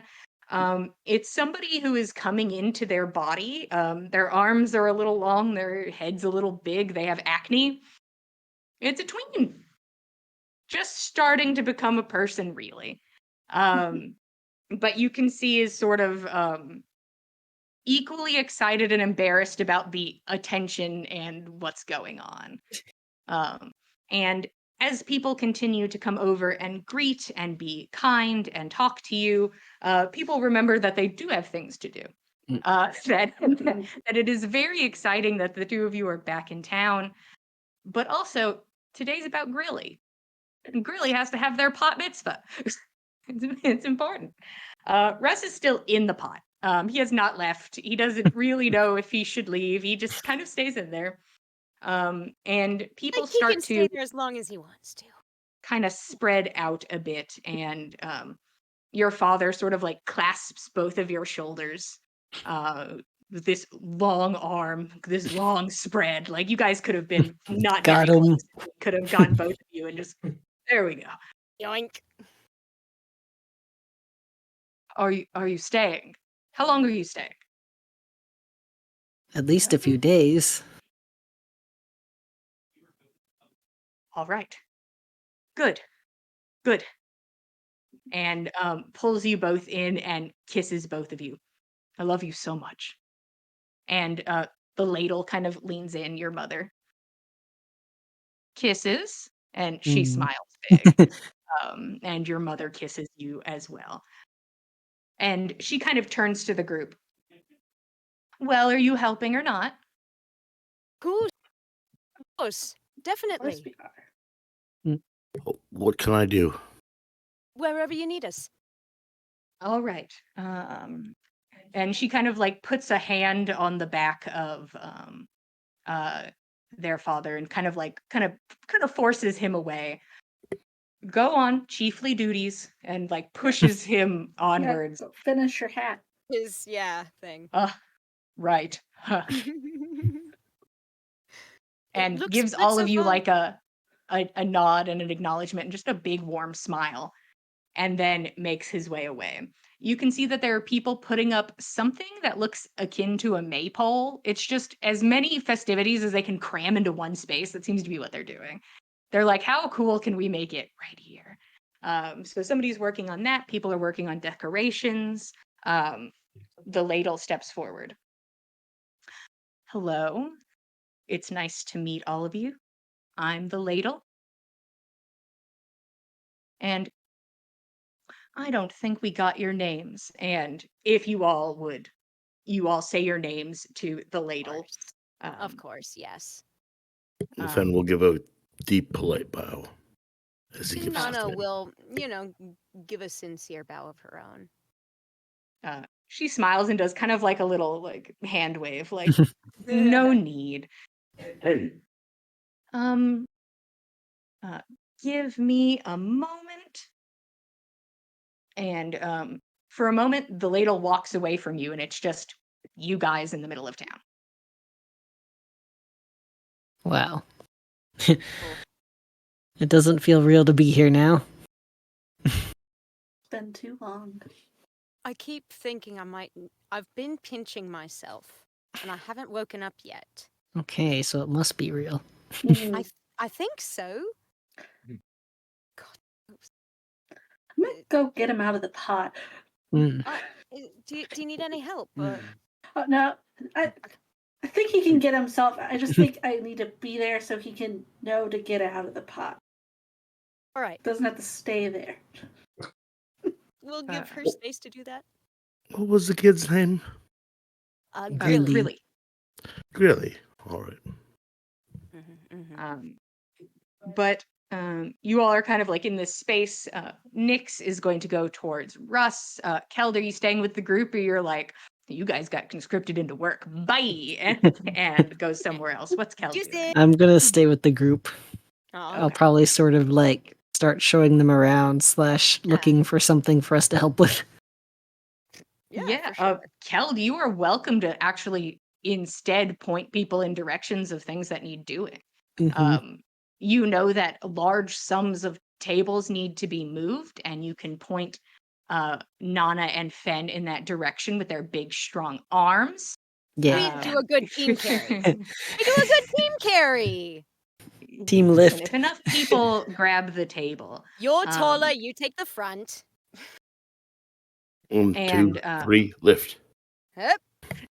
and kind of Good. shuffle Yeah. along. Yeah. We Once got you've this. conscripted them to tables, your mom, the ladle, returns, and she's like, and she kind of smiles at you, just like look at you. And Little party planner. her hand kind of ventures to your wrist and then back up again because you said you'd tell her later, and she doesn't want to look at it right now. She's like, they told me not to say anything right now, so I'm going to wait. She's going to be brave. Comes over. Keld, could you go?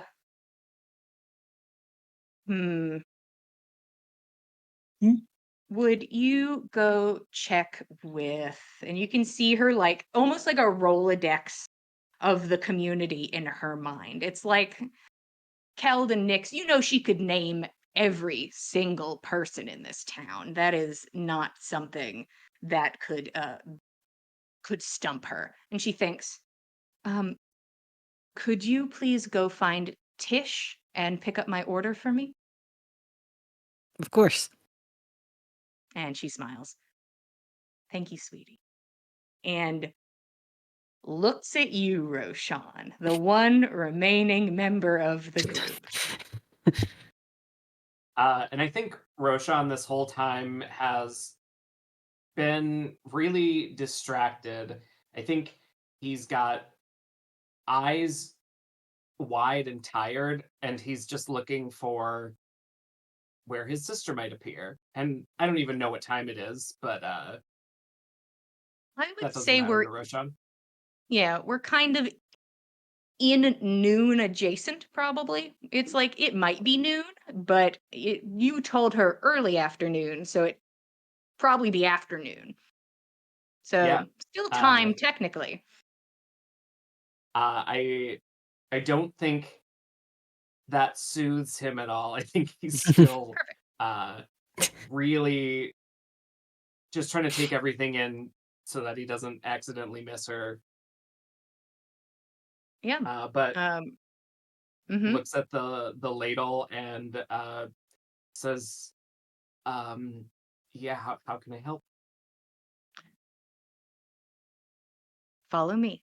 And she smiles and begins walking, and you fall in step behind her. Um, a woman who walks with confidence through this town, and you see when she walks past somebody, she is always regarded. This is a important member of the community. She may not be wearing the big grass hat, but she is important. And she Roshan, approaches. Uh huh. he makes a mental note to start calling her ma'am. Let me write that down.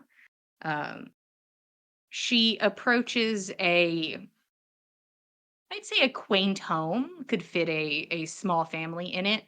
You can see that the house in some spaces looks a bit older than in others, as if they had a new addition to the house built in not incredibly recently, but you can tell it's newer than the rest of the house.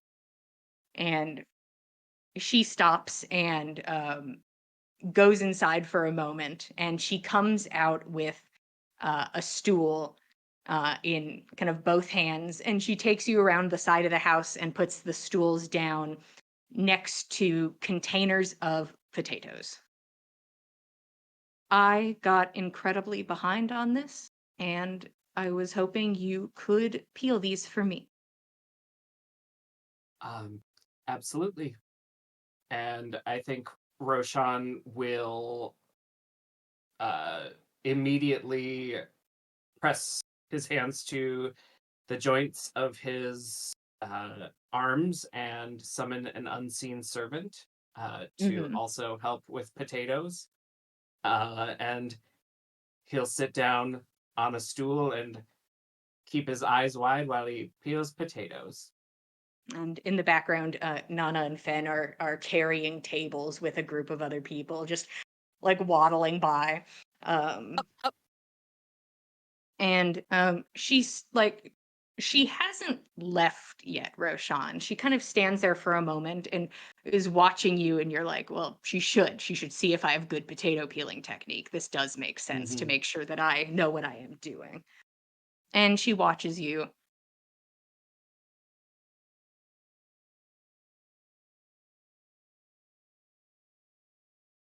I'm glad you're here. I'm glad all of you are here. It's a good day. Um, I think that makes Roshan's cheeks go like bright red. Um, and he says, "That's very kind of you, ma'am. I suppose I should let you uh, you know that I think sometime soon that my sister might be joining me here. Um, I don't know where, but she might just like pop in. It if you want, I can let the chief know. Um, No worries. We just had 6 people pop in very recently and smiles at you. I think we can handle another one. Thank you for your hospitality, ma'am. Of course. Tell me if you need anything.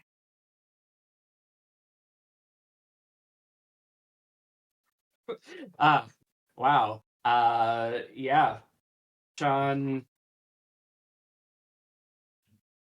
I think he just nods along and says, of course, without any actual plan of doing that, but Mm-hmm.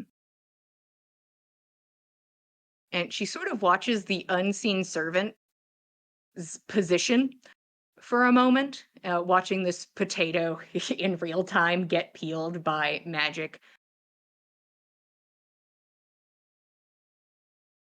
Hmm. That's very interesting.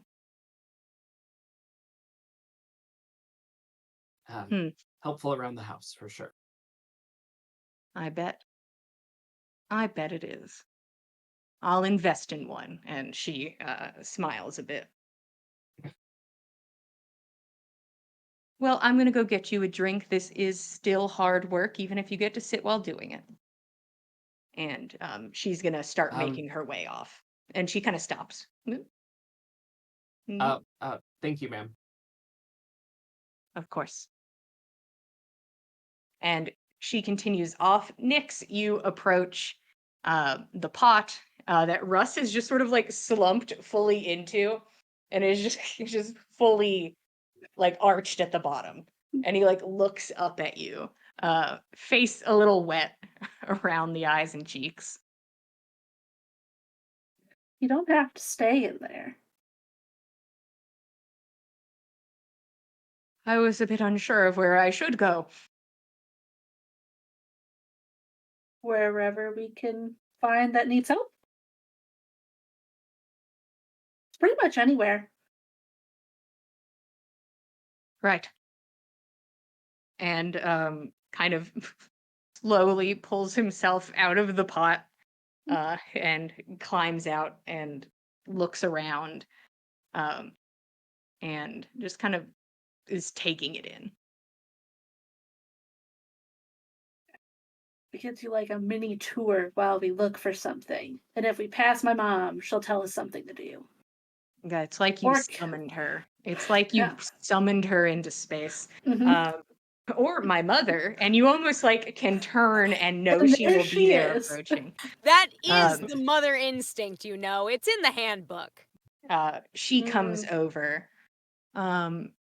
Right, everyone's helping, especially community members, and like kind of takes Russ's hand and squeezes it. Yes, of course. Whatever you need.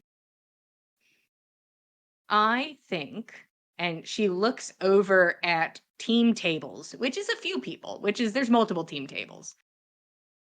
If you could go help them with tables and chairs, I would be appreciative. And like eyes on Russ. Does not include you in that, Nyx. Yeah, I don't think I'd be carrying chairs and tables at the Yeah, moment. So you're like, I could do a chair maybe. one chair at a time.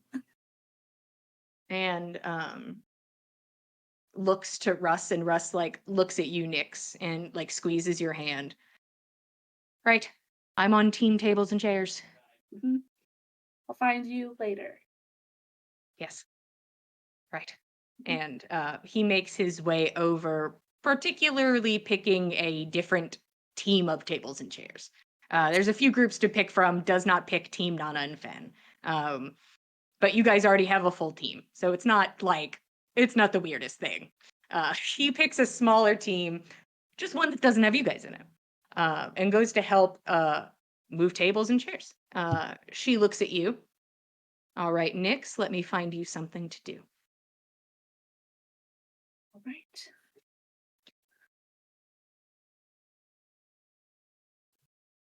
And she takes your hand while the two of you walk.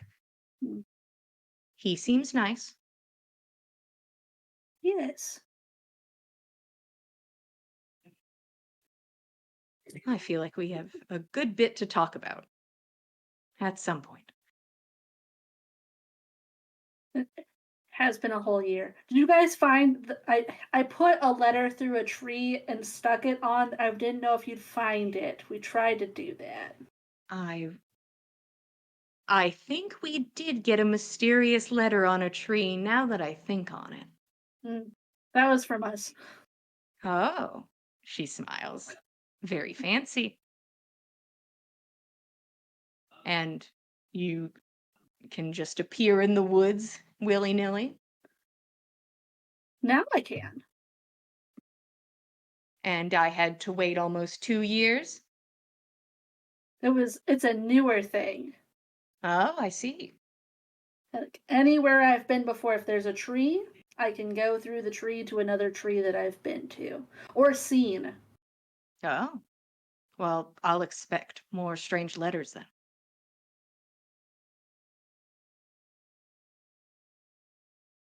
And your companions, are they nice?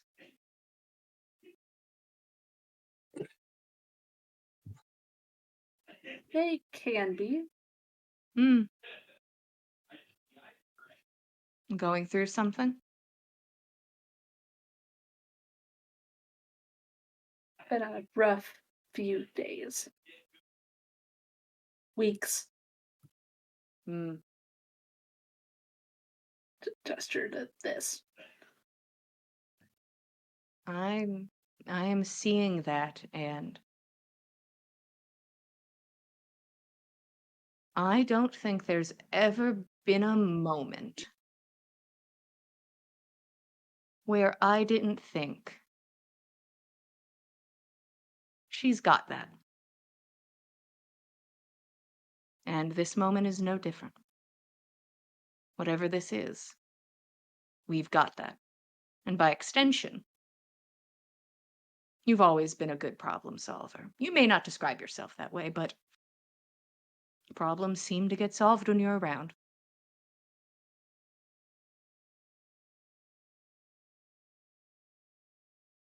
At least the problems with them definitely could be solved.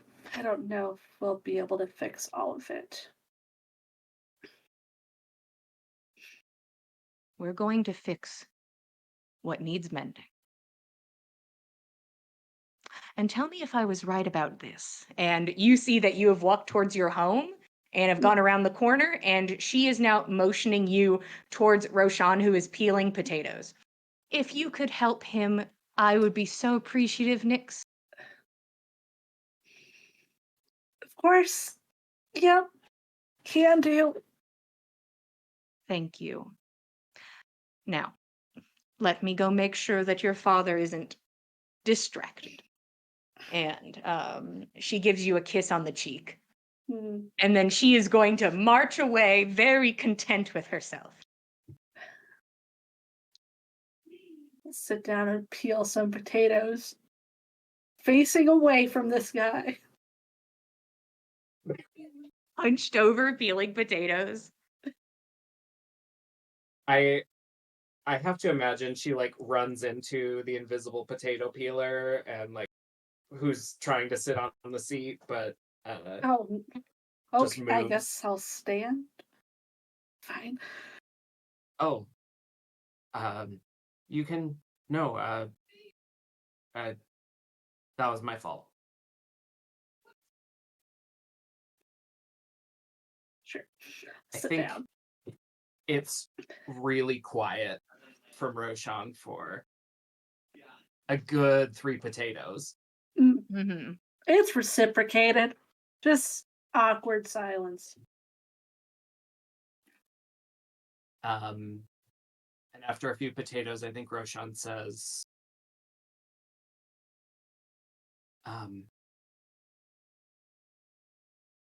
your family's so gracious.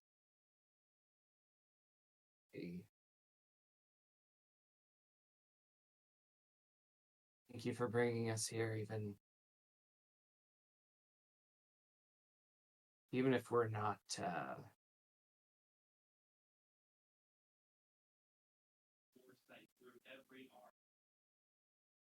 I'm sorry again. And I want you to know that you don't need to pay us back. And that I really do mean to help you. in any way that I can, and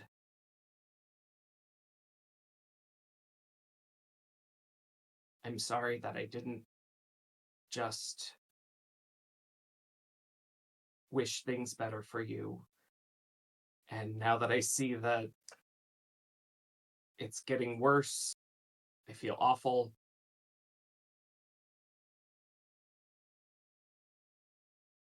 So I hope you can find it in you to forgive me and let me help.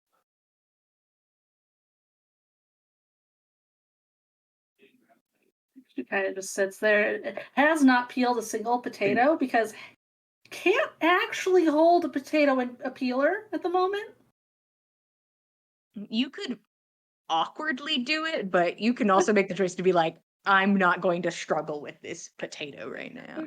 Maybe has done like a single stripe and has been struggling. Mhm. Just kind of puts it down.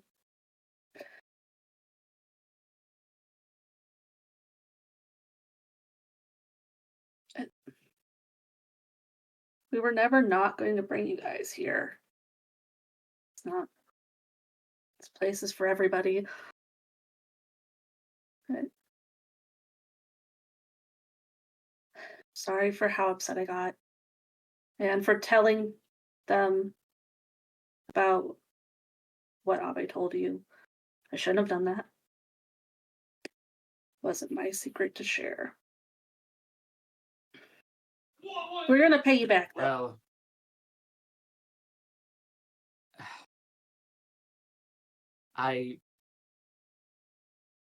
I hope that we spend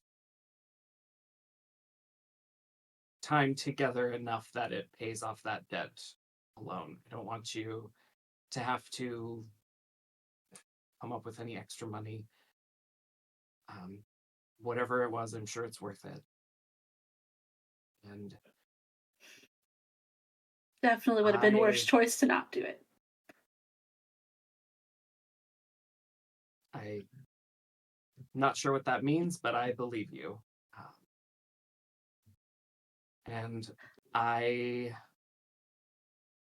you are fully within your rights to how upset you were. I did not handle that very well. I was just sitting and thinking about it for 8 hours alone, and I don't know how to make that better other than just kind of putting it all out there, and that probably wasn't the kindest way to do it.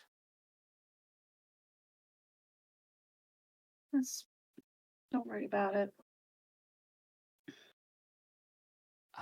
Is there someone here that we could chat with about about bag stuff? Anyone who might know more about who could have done this to you?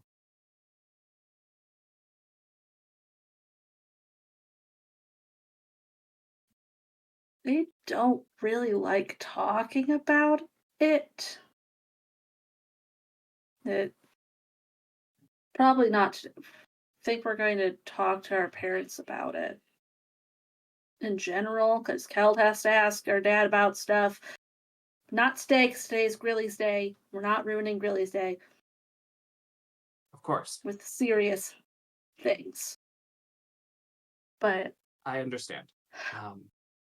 But I don't If know if you- they'll know anything because it happened before they knew me. Sure. I don't know if it would help, but if you want help asking them about it,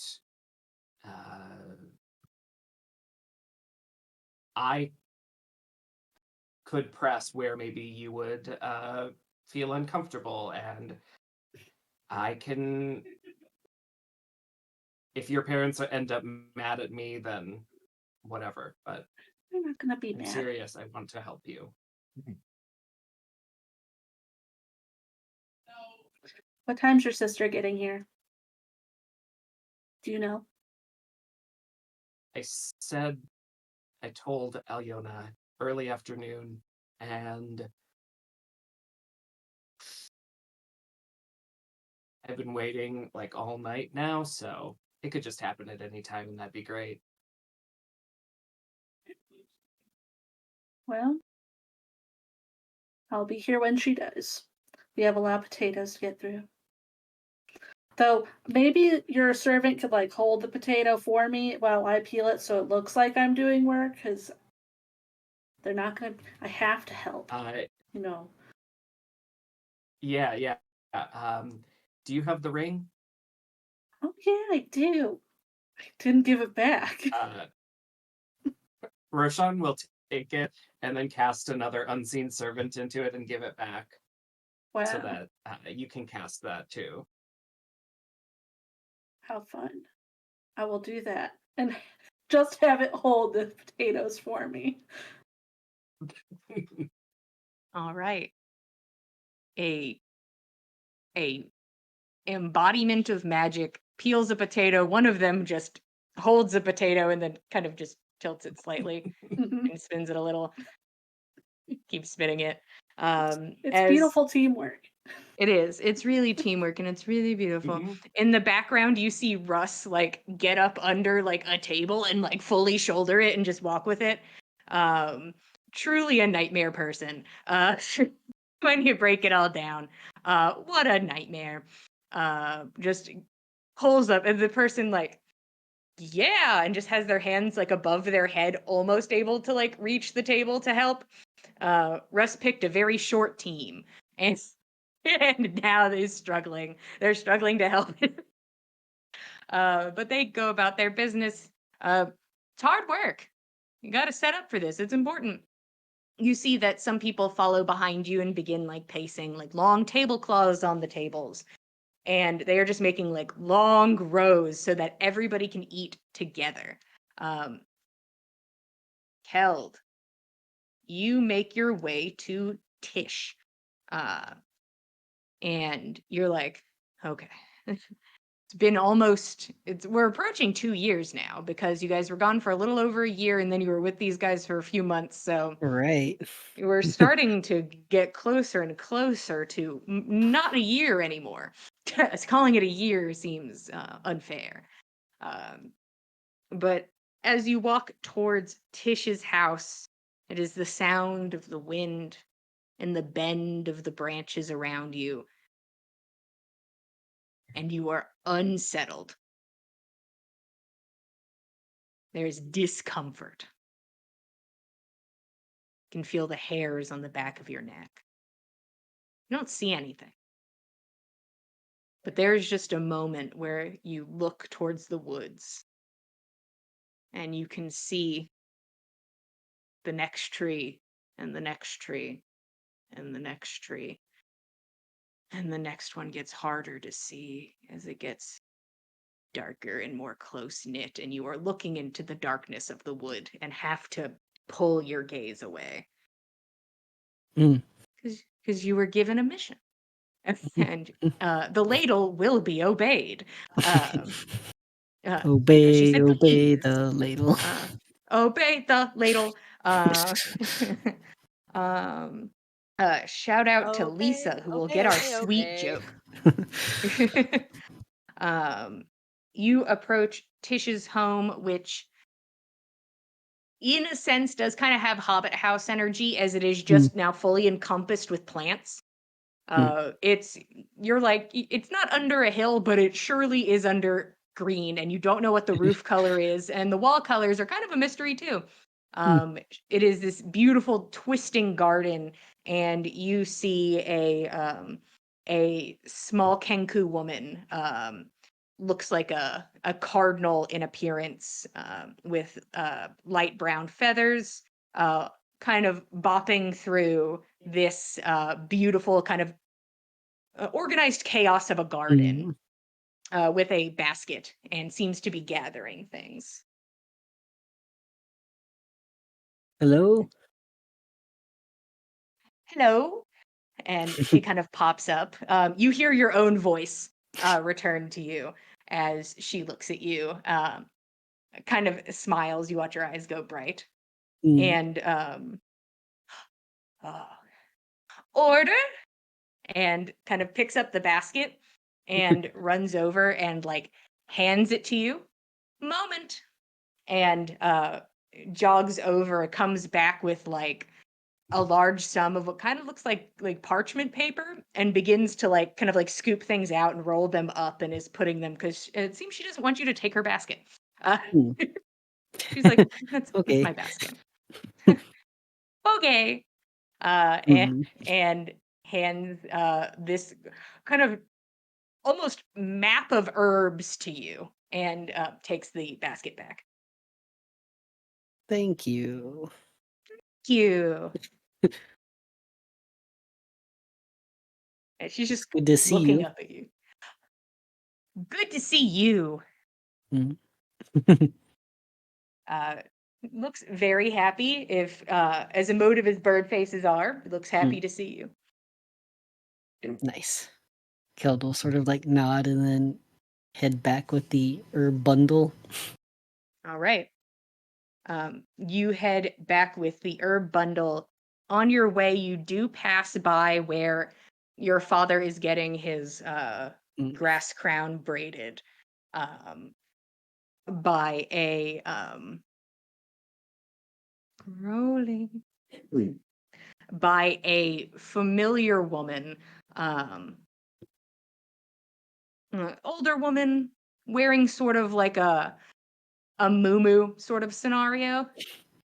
Um, you recognize your aunt by her large crocodilian maw, Mm. as she stands next to your father, who has to sit fully on the ground, and she is braiding this headpiece.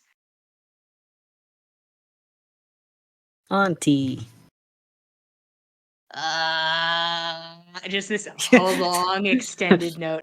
There he is, and just fully pushes your father's head like out of the way. Not important anymore. And this alligator folk makes her way out of the building and just fully wraps arms around you. Mm. Head up so that the maw can go upwards, and there's just jagged, sharp teeth next to your face, but you're used to that. It's your auntie. Mhm, mhm. These are Auntie's big sharp teeth next to my face. It's fine. Yeah, There's nothing wrong with that's that. this is what we like. She looks at you. I'm so glad you're back. It's been boring, and she kind of like Oh no. hits at your arm. Boring, huh? Well, you know, you and Nix were always up to something. Well, don't worry. I think we brought some fun. Oh, I see. And she like takes you by the forearm and is like examining your lack of hand. Mm. That's rough. Yeah. You can see her father is just sort of watching from like a few yards away, like, hell, do you want to come in? Sure, I think I have a minute. Okay. I'm not exactly Besides, sure where I'm bringing these. I guess back to mom. that's probably a good bet for most things. Scala is great, but not the best braider. Mm. And just these like, you know, reptilian-esque claws continue to try to braid grass. Um, I'm I'm glad you're back, and what an amazing day to be back. Yeah. I didn't know what to expect. Huh. Things have changed a bit, but they do everywhere, and change can be good and scary sometimes. Your mother wanted me to ask. She's good at these things. Are you all right?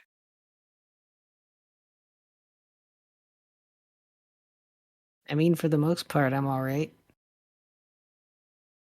Okay.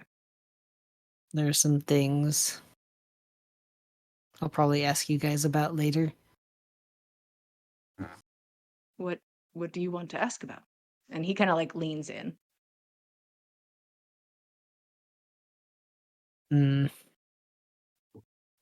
It's kind of a lot. I think we should talk about it later.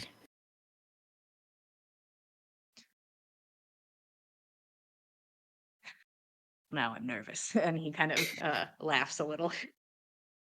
I think it'll be better to talk. We can catch up after the pot mitzvah and everything. Right. Okay, if you're sure. I'm here. Okay, And I'm glad. good. Well, you should get those to your mother before she knows it's my fault that she does not have what she needs. Yeah. And you should ask your mother about that, and motions to your wrist. Mm, She'd I at least will. know a good balm. Yeah. I think, well, me and Nix are working on something, so hopefully we'll be able to do something about it. Well, whenever you think that the time is to include us, let me know. Of course. All right. Hmm. And his head is kind of like yanked awkwardly to the side as like Auntie Scala turns his head so that she can get a better angle on this braiding. Geld's gonna hurry back. You make your way back, and it is a bit of a whirlwind of the town coming together to begin cooking as you see somebody begins to tend the fire under the pot now. They begin to bring over cut vegetables and pre-cooked meats and begin to just kind of converge on the center of town around this pot. You can see this very large maypole that it has some strands that seem easier for like children to run around, and then there's these really long ones where people like have to like climb over things, and you watch somebody like pull themselves like over, like step over the table, and then one person like kind of goes over a shed because that's just where it landed this time as they go around. Just people enjoying this moment as all the tables are set, and the sun has kind of hit its peak in the sky and has been slowly over time making its way down and down as everybody prepares for this pot mitzvah. And what a party! What an event as everybody converges on the space to cook and talk and just fill the space, as all of you are now free from your duties, from having to prepare, because it's ready. Everybody gets into the space. You see the ladle and the grand pot make their entrance. He kind of waves as he enters, just like very casually, not entering as if he doesn't have this humongous like grass crown on. Waving and talking to people. You can see that Grilly also is wearing some sort of accoutrement with like grass braided into their hair. And as the grand pot makes his way over to Grilly, while the sun is still at least in the sky enough for sight, goes over. Grilly, I've watched you grow, and I am incredibly proud of you. All of us are incredibly proud of you. And I'm going to ask you in this moment to venture forth and provide for the community. And he motions towards the woods. And Grilly like kind of straightens up a little bit, kind of from her very slouched positioning she had been in for most of the day, and she straightens up. And she gives like a very stern nod. Uh-huh. And she turns towards the forest, and there's instruments, and people begin to like, it's sort of like a low hum of a chant. There are no words, but it is encouragement. It feels like encouragement. And Grilly straightens up, picks up a little basket, and makes their way into the woods. And you see that a furbolg man, light-colored fur, young, armored, follows a few yards back. And you can see that a couple of the archers come down from their posts and also go into the woods, making their way in. And Keldon Nix, you never had a lick of help going into the woods before. Every pot mitzvah you've been to, it's that kid goes into the woods by themselves and goes and picks something. That seems to not be the case for the most recent pot mitzvahs. But during this time, people are excited to start eating like hors d'oeuvres. Nobody digs into what is in the pot yet. Whatever is cooking there is not touched. But people begin to have a good time, and a lot of the topic is on Grilly and Grilly's accomplishments and what title they may wish to hold. Talking about what Grilly may pick in the woods. Who is Grilly going to be? How are they going to contribute to the community?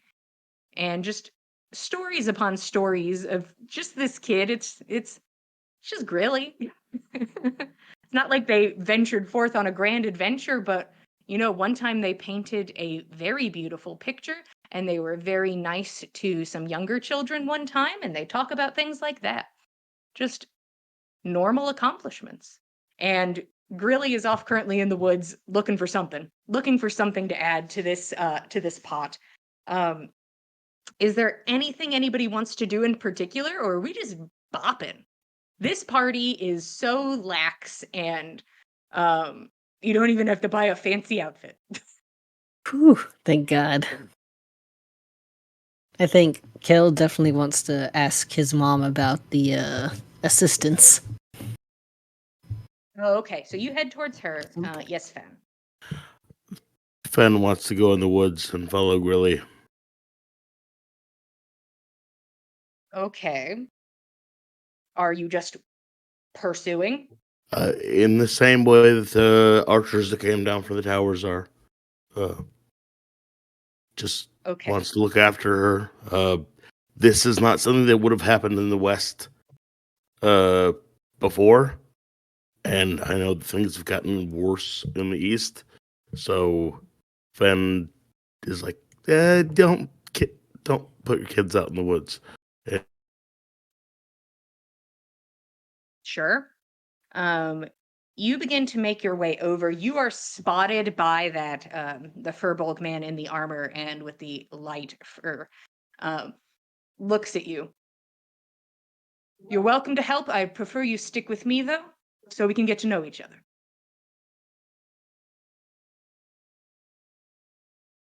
I can't hear you. I'm going to assume you give me a thumbs up. And he says, sure. And he seems like, all right, man, I don't know. You and I can go into the woods together. But you've been trusted by the grand pot and the ladle, so come on. That gets he's you a like, lot. yeah, you and I can walk together. Oh, there we go. Cool. Agreed. Yeah. Glad to meet a fellow ranger. Sure. And kind of like thinks about the title for a moment and ponders if that is him. He doesn't say no. And basically very casually walks into the woods with you. It's not a lot of stealthing besides those, like the two archers who are just like staying low and running around. This guy's just walking through the woods. But the two of you make your way off with Grilly, who you see is like jogs out a good distance and then like kind of stops and then starts getting like low and looking around and begins like foraging. looking for something. Let's see how Grilly's doing. Okie dokie. Grilly begins their search. Fen is in the woods now. Keld goes over to his mom. Oh, well, you've probably noticed that things have gotten a bit more dangerous. Mm-hmm. And she kind of points around at like Archer nest level. So we had to do some outsourcing for safety for the community. Yeah. And the hot iron has suggested that he will follow anyone who go into the woods and keep them safe for their pot mitzvahs. That's nice. Where did It's a you good one. find these people? Well, the last time the foraging basket was by, we asked that he, while out, look for people who may be interested in a long-term commitment, and brought them along with. And they are paid and fed quite well. Oh, I'm sure. And we've been relatively safe. There have been some things that have stumbled by that are a bit unsettling, a bit dangerous, but especially after we've had our new community members join, we've been all right. That's good. I agree. Took a minute for people to get used to them. Everyone's welcoming, but when somebody's full purpose is to be here to protect you, it makes you think about why you need protecting, and people seem... Right. It was hard for some people to get used to, but here we are. Safer, for the better. That's good. I agree. I think Finn just went to help as well. Oh. Good for him. Not surprising. I hope that the hot iron is feeling personable today. And she smiles. Me too. I guess we'll see. And she goes over and begins to pour people drinks and seems to want to do some tending to people. Is anybody else doing anything like specific? Or is it like, I'm here to party and have some like very, very sweet ale and mead and like, Donna, a lot of it is that. She's also kind of like looking out for the other members of the party, because like Nyx and Roshan were both fully like gone from her vision for a while she and Fen were helping with tables. What's their vibe by the time the festivities are going? Like, are they talking? Are they interacting?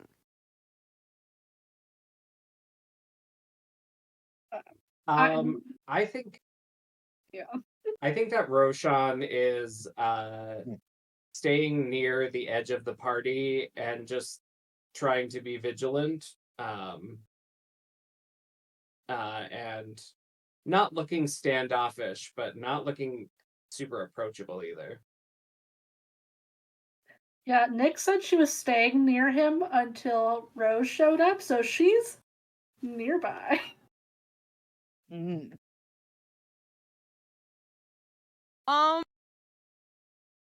If Nana gets sufficiently like, we've got this vibes, she will leave that to its own ends and means. If it seems like she could be a help, she wants to be there, but what's the vibe? I understand not super approachable is can feel a couple different ways. I think that Roshan has stopped flinching whenever Nyx looks at him. Good sign. Yeah. That's Yeah. a very good sign. The fact that Nyx is standing there at all is also remarkably good. Yeah. Um, They're not talking like they normally would, but not actively avoiding. I guess Nana will at least circle by at one point just to check and see if, like, do they want anything to drink? Do they want anything to eat? Anything else she could get them?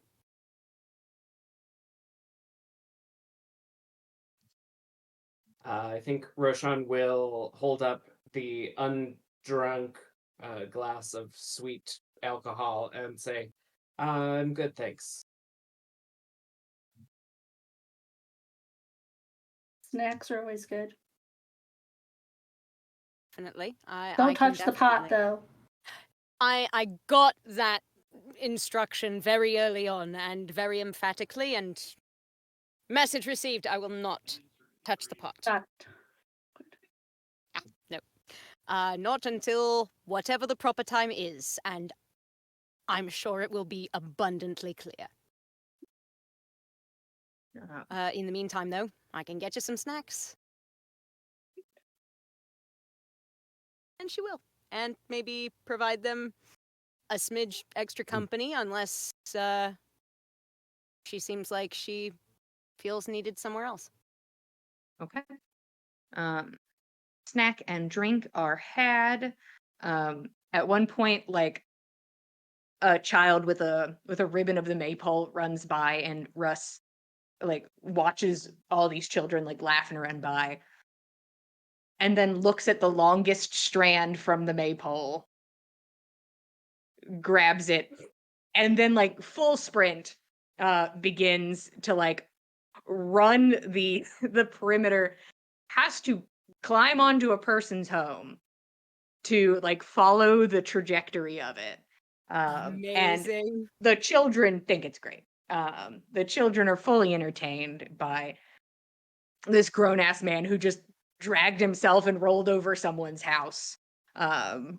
Usually no one's brave enough to do the longest strand, mostly because it's kind of frowned upon when some adult just jumps on somebody's roof and starts running.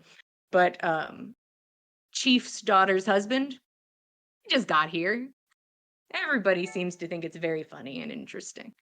But meanwhile, in the woods, about 30 minutes have passed, and you see Grilly's kind of like leaning down and like brushing snow out of the way and like looking at things. You see she like kind of like examines a leaf, and you watch her kind of like shake her head like, no, that won't work. And she continues working, and she brushes away some snow and smiles a little bit and begins gathering something from the ground and puts it into her basket and straightens up. And then turns around and starts walking back and is just like kind of pretending like you guys aren't there. Like this is a normal pot mitzvah event where she would have been allowed to go out by herself. And as she walks by, you can see that she has something akin to chives in her basket. And she makes her way past triumphantly with this new addition, and everyone focuses in on Grilly as she safely exits the woods, followed by the archers who go back to their posts. And triumphantly, she makes her way in. The community gathers around. The grand pot comes over and places a bit of a stepping stool in front of the pot. And Grilly climbs up. And she dumps the chives from her basket into the pot, and it is an uproar of cheers and excitement as you watch. Where are you guys? There you go. A half-orc woman and an elven woman come over and both embrace Grilly. Nyx and Keldy recognize these as Grilly's moms. They come over and give her a big hug, and the party commences as Grilly takes the first scoop from the stew and places it into a bowl, and everybody pops off immediately. There is now food, and there is music, and everyone is excited. The hot iron looks to you, Fen, and gives you a nod as you had both walked in silence for 30 minutes together, and he's like, and we're done. And separates politely and calmly, and goes That is about all his I needed to business know of you. You were fine. to join in on the festivities as people dance, sing. People start to gather at the tables now with food. People sort of like cram into the place. A lot of people very content to sardine into these spots together. Everybody really excited.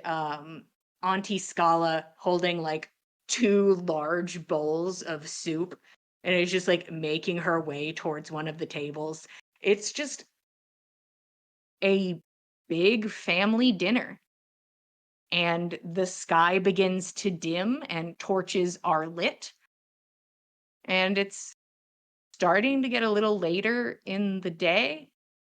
And you hear somebody say, "Oh." And a little kid sort of like points up towards the sky.